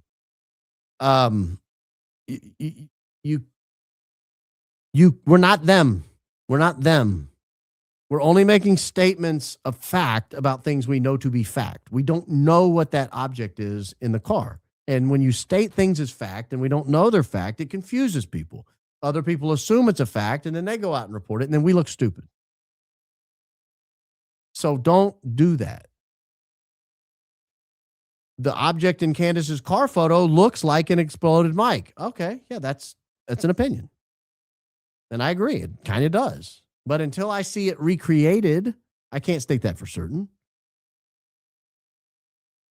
And I have reviewed it. We've reviewed it at length on this show. Don, get too carried away by tech. All fizz prints were discovered during Cold War. We had almost all of it at physics class in 90s. EMPs doesn't burn shirts nor I didn't say it was an EMP. The opening was not me saying this is an EMP. The opening was saying There's a lot of secret technology that would blow your mind that you don't know exists, that the military and the intelligence communities haven't developed and they're using. And until you find out about it, you don't know it's possible. You don't even think about it because you don't know it's possible. Until people saw the atomic bomb explode, it didn't dawn on them that you could take a little piece of uranium and make a gigantic city disappear. So I'm not saying it's an EMP. I'm saying we didn't know about EMPs until until they were demonstrated and it fried the electrical grid over hundreds of miles. I'm not getting frustrated, but I mean, guys, we've got it. This is a high IQ outfit. We can't be them. We can't be them. Thank you, Baron. You rock. And so do these good folks here in your audience. Well, thank you. I appreciate that. Where's Helen with the bunion feet and bunny slippers? We need her. She is, we would know what happened if she'd been there. If she would just call me. Rewatching the show the other day, suit probably came from funeral home. Charlie had to be wearing something for the photo op. Couldn't be naked. BH cut his shirt off. Allegedly cut his shirt off. Might have burned into a little piece on the ground. How grainy, Dan Bongina? So grainy, you could roll a millstone over it with the resulting product, make a nice loaf of bread out of it grainy. That'd be pretty grainy. Ben said he heard about it and his security was on the phone with Charlie's. Did he know before the ride to the hospital? I don't know.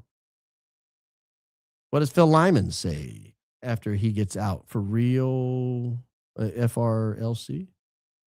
I don't know what that means. I don't know what Phil Lyman said. There's a guy walking, possibly to the white SUV. Video so grainy you can hardly see. Just noticed it this time. Oh, you're saying the video's so grainy you can't tell what's going on? Unless you're told what's going on? Shocking. No, you should ask Tater Tot. Tater Tot will tell you. He'll call you mama, though. Mama, guy walking to the car. I can't do Coach doing Brandon. It doesn't sound right. Where my Helen's at? We need to know. Curious. Did we ever learn what Erica's countdown was for before the bang? The one with the you're the first to know pic of her mom. No, we did not. Take a week off, Granddad. Why? Why? I want to take a week off. I'll take a week off when I want to. Why did Ben Shapiro come out with a slip that his team was on the phone with GK? That's a dark question. Psychopathy, allegedly. I hope you were watching when I answered that because I did answer that. And it was a fairly detailed explanation. What if he's alive in the car and used Frank's shirt to suffocate him? Which is why the excuse for changing clothes. Well, he could have also used the... there was a suspicious blood stain, frankly, on one of the, what am I thinking of? Seatbelts.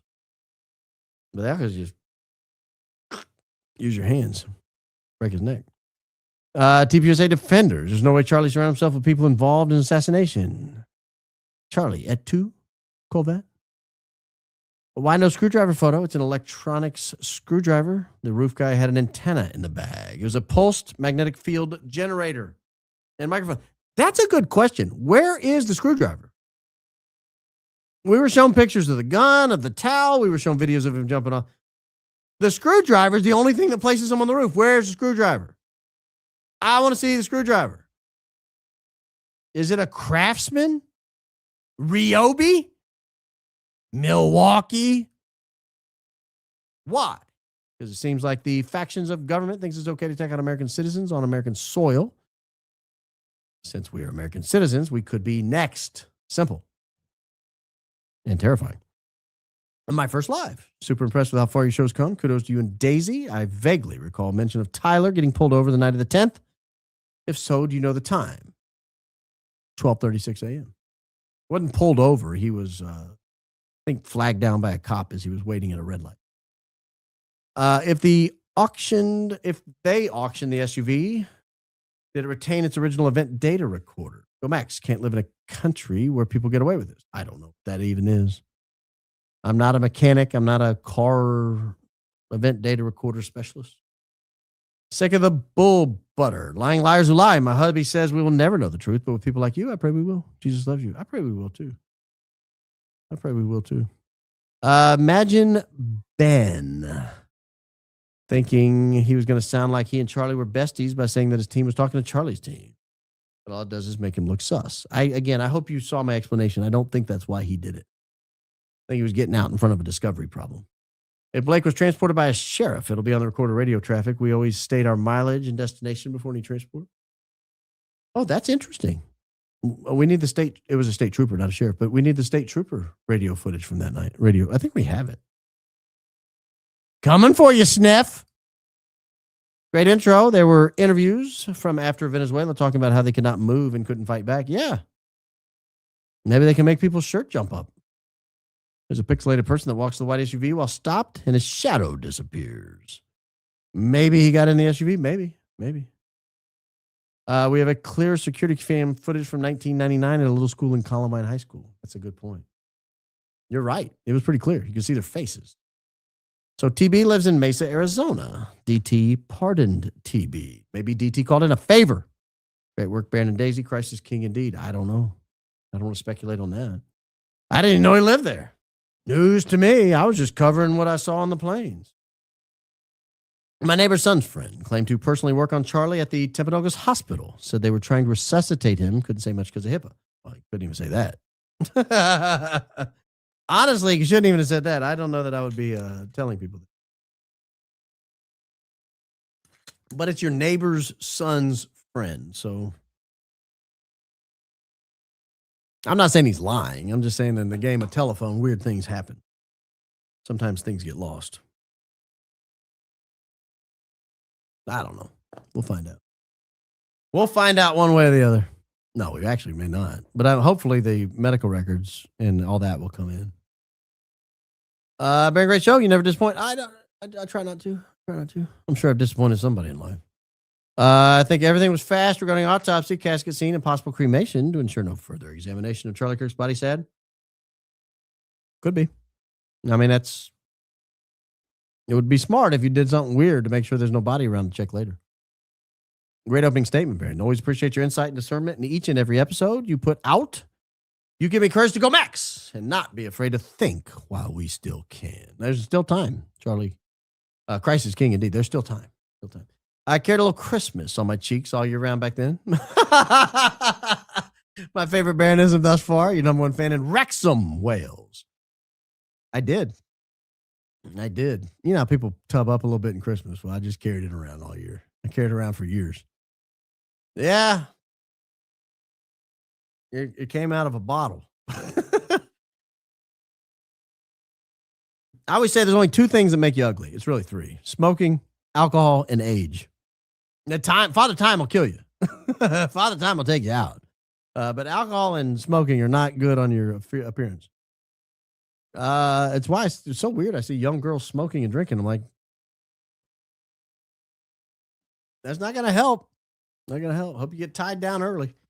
My daughter worked at a hotel in Draper, Utah when Charlie was killed, and she said the FBI was booking 12 rooms on the 10th for the 11th. Is Draper the same town Charlie was at the mortuary? Indeed, it was.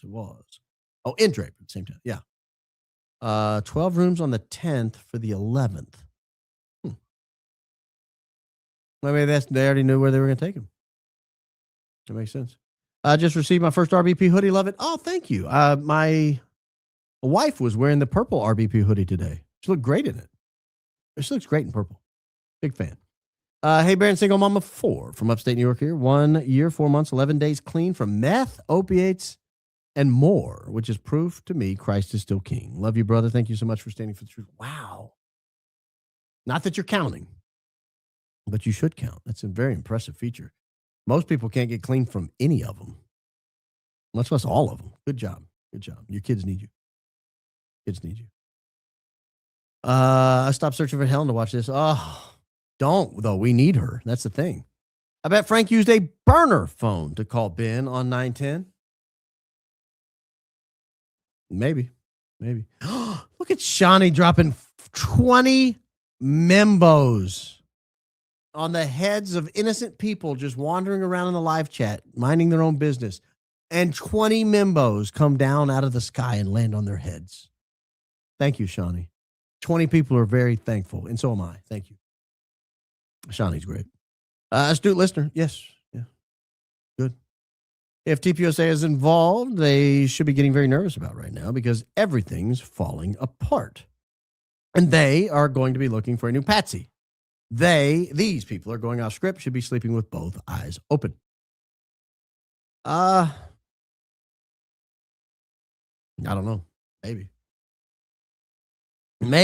Has anyone figured out how they knew it was a gun before removing towel? Agent testifies, I was told they found a gun. Then testifies all you could really see was a dark towel there. I don't know. I don't think anyone testified to that. Maybe they'll catch it on at the trial. Do we have solid proof that he actually went to the hospital? I'm a nurse and nothing about the hospital story makes sense, and there definitely wasn't a surgeon. Well, we don't want to say there definitely wasn't a surgeon. I have my doubts, but he may have gone to the hospital. Who knows? But the timeline is so tight when you consider hospital, and then you got to get to the medical examiner's office, and you got to get back to Draper, and all that apparently took place before like 4:30 a.m. Or else the news people just missed it, and they were all standing right by the door waiting. I don't know, man. It's weird. It's weird indeed. But yeah, we talked about that at length yesterday. I know you weren't there, but I'm leaning towards the John Bray theory, but adding shaped charge hit the chain, which caused it to misfire and caused the pendant to thrust so violently. Maybe. My problem is this in the back. Whether or not that would be caused by a shaped charge. That's kind of where I am on that. Whoa! Shawnee dropping another 20 Mimbos. I skipped it at first because I thought I'd already done it. You dropped 2 sets of 20s on people's heads in the live chat? Thank you, Sean. Thank you. I'll thank you on behalf of them. I know they say thank you. And I thank you from the bottom of my heart, genuinely. Thank you. Can you foil the cameras at UVU weeks before 9/10? You can. It's called a GRAMA request, GRAMA. Any citizen can send one. Let me know what they say. We filed several over there. They tend to not be very forthcoming at UVU, but maybe you'll have better luck than we have. I don't know that we've asked for that, but you're more than welcome to look. Could the weapon be a type of flechette? It can be rigged to explode, dropped from an aircraft, be fired from palm pistols, and be rigged to electrocute, etc. Look at Wikipedia. I have looked at it. I thought it was called a flanchette. Is it a flechette? What is a flechette? Yeah, I've looked into it at length, actually. And there's fairly convincing stuff out there. Is the preliminary hearing, the defense made a point of saying they asked the agent's DNA for elimination. I think it was when Baker was questioned. The request was denied. They asked for the agent's DNA. Oh. That's interesting. I didn't catch that. My 7-year-old daughter just now as her friend answers FaceTime. Welcome in. Yes. Your 7-year-old daughter's brilliant already. Air Force 2 wasn't in Butte. VIP government plane with Secret Service limits who it was. It was a distinguished guest with EK there. Also, is that a rendezvous? I'm not following that. I know JD Vance was there like June 15th or something. But I don't know that I understand the rest of that comment. I'm sorry. Why was Frank calling Seth Dillon? Look, I don't think he was. Can we all agree that Alpo isn't even good for dogs? Oh, well, that's up to you. You feed your dog what you want. Baron loves your work and dedication to truth. Tough shot to pull off for a novice after crawling, running, and setting up a perch in about a minute. Oh, and the adrenaline. I agree.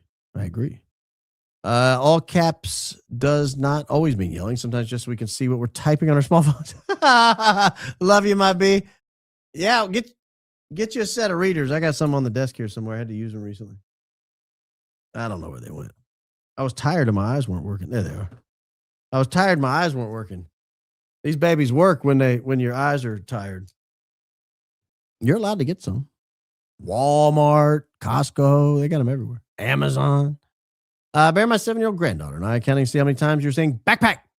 Great show. Add another one. Add one. Can anyone interview Tyler for his story in jail? You could put in a request. I think it'd be up to him. I cannot imagine I would panic if I was the lawyer and he's granting interviews, but you're more than welcome to ask. Bullet fragment isn't from a 30-06 experience. See my email with the same title in July 9th testimony. The bullet fragment measurements indicated as a 6.5 millimeter AI search 6.5 Creedmoor 9.5 grain. I don't know what AI search I don't know what AI search means. You're saying an AI told you that?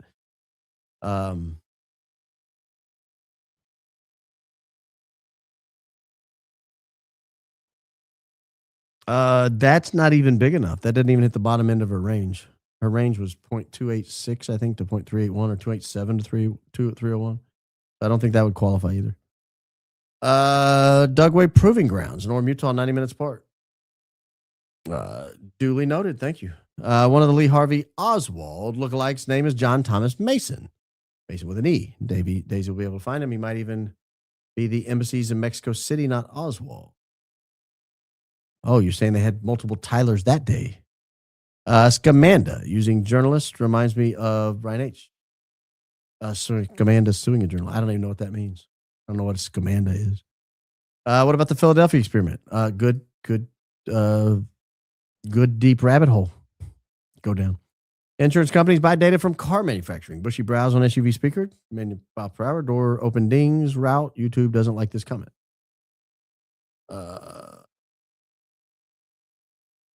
Okay. Better footage of the moon and JFK than Tyler. Yeah, if the moon's real. I'm just kidding. Keep asking questions. I'm doing my best here. Asking away. Like the snake would have let the trooper know where to take him.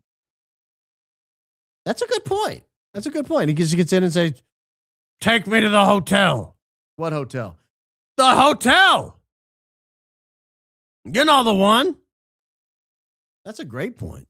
Unless he just pulled up and said, get in, fatty. I already know where you're going. Fake again.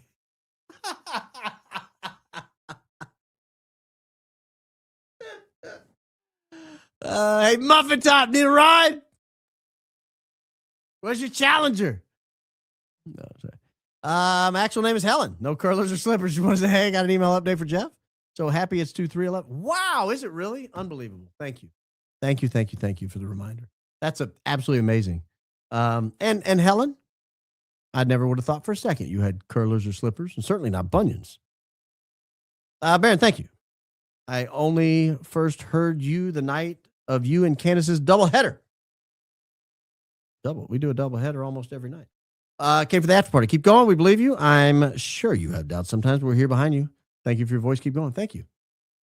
Sounds like you have about 145 other episodes to catch up on.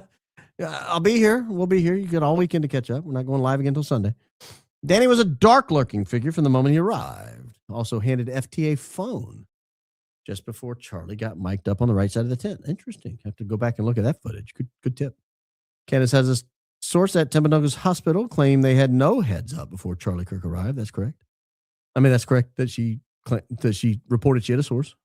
That pokes a hole in how the ER was cleared beforehand, and they called 911 to give heads up. Agreed. Manhattan Project decompartmentalization equals how? Why so many people think the moon landing is real? Okay. Stop to watch the chickens. Put the rifle in the bush to watch this. I think you're putting the rifle in the bush next to the chickens. Please go watch John Brown's X Show. The best explanation John has done so far. I watched it. I've already watched it. In my opinion, Plan A was side by side. Was probably campus security who was positioned there to take out the shooter, and white SUV was going to be the witness. Oh. Why didn't he take out the shooter? That's easy. It didn't get the job done. Blake had sudden sundown era that night, even though he claimed something like, I will never ever forget it multiple times when he was describing it. Yeah. My B. I'm behind on the live. TR appears to wave, raise his arm at the white car when it's leaving the parking lot. That's correct. Touch his ear, it looks like. Hi, Brandon Daisy. Just emailed you a design for the allegedly, in my opinion, t-shirt. Hopefully you love it and make it. I will definitely buy one. Go Max. That will go to Nurse Casey. She handles the merch and does a fantastic job of it. Tonight's opening explains the inexplicable as it relates to Candace's and Barron's relentless pursuit of the truth. They, the OSI, are proving the unprovable. The two are not in danger. Amen. Okay, thank you. Mama, can't get that out of my head. Well, blame Coach. He came up with it. I'm just making an attempt to recreate his brilliance. What if recorded testimony? LT out of state gas station. LT furry. LT gifted kid. LT are sheep dipped covers. Thanks team. Love the show. Maybe. Was the backpack found in the same direction that MM took off after the Big Bang? No, it was not. It was the opposite direction. Alec Top Files. Rooftop pic when he jumps off reaches his right hand and the reflection is off. and what he grabs. The footage of Tyler waiting when timestamp goes missing. Seems his pocket has a phone, not a rifle. Thoughts? I can't comment on the first part. The second part seems like he had a phone in his pocket and was using another phone. That's what you're right. It does look like that to me. When the roof jumper jumped and walked, there is two. Two what? Two roof jumpers? I don't think so.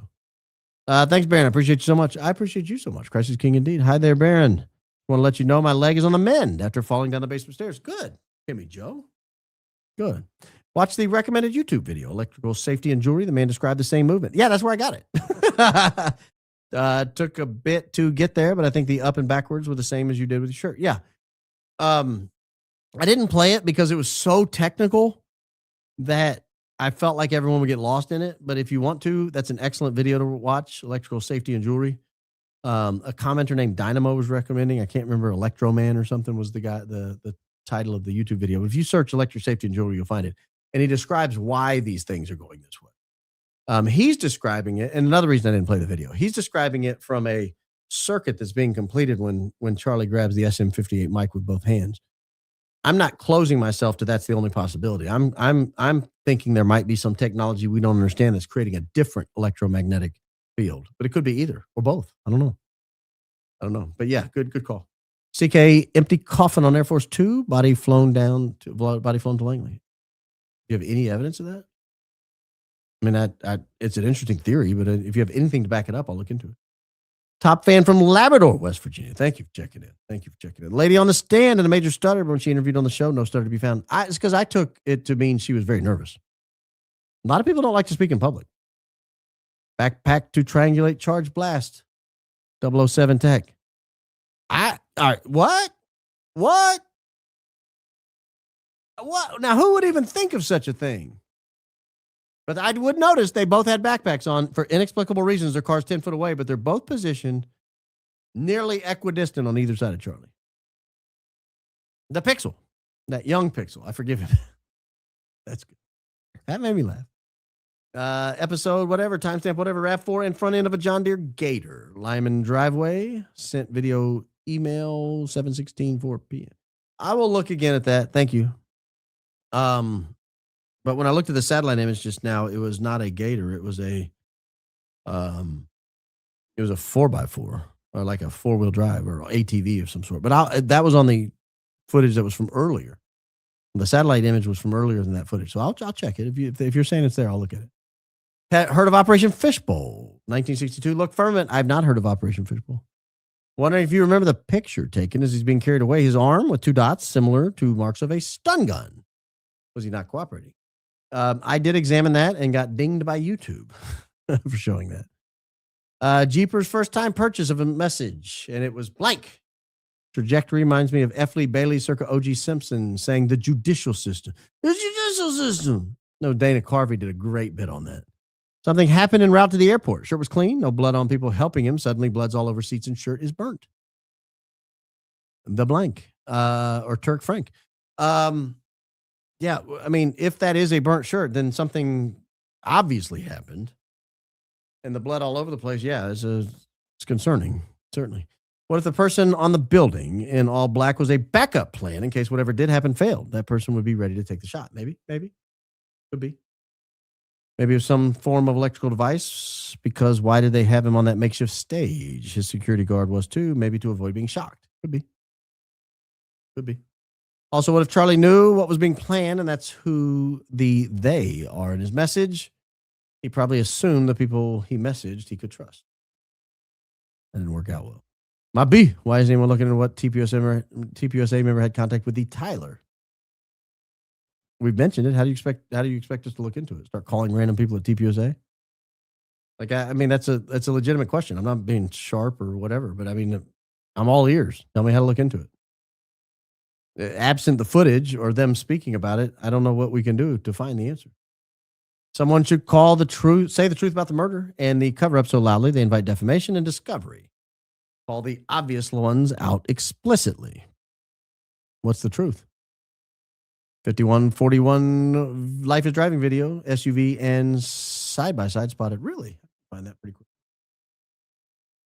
Let's see. Life is driving. Hard to type without putting spaces in. Did he block me or something? Why can't I find him? Nope, there he is. All right. Let's see here. Let's see what Baron sees. 5141. That should be easy to find. We can all watch together if it's there. I'm almost there. Oh, just passed it. 5130. Looking, making sure I see 5141. See nothing. I mean, I don't want you guys to think I'm lying to you because there's nothing there. That's not a side-by-side. That's a golf cart, I think. And that's not the SUV that was in the parking lot. Good catch, though. Good catch. A full-size SUV. BS has a history of suing, stalking those he feels slighted by. Could he be lying about the call solely because he thinks TPUSA is involved in Charlie Kirk's demise and wants Charlie Kirk's legacy to fail? Just like the Daily Wire, maybe. I don't think so, but maybe.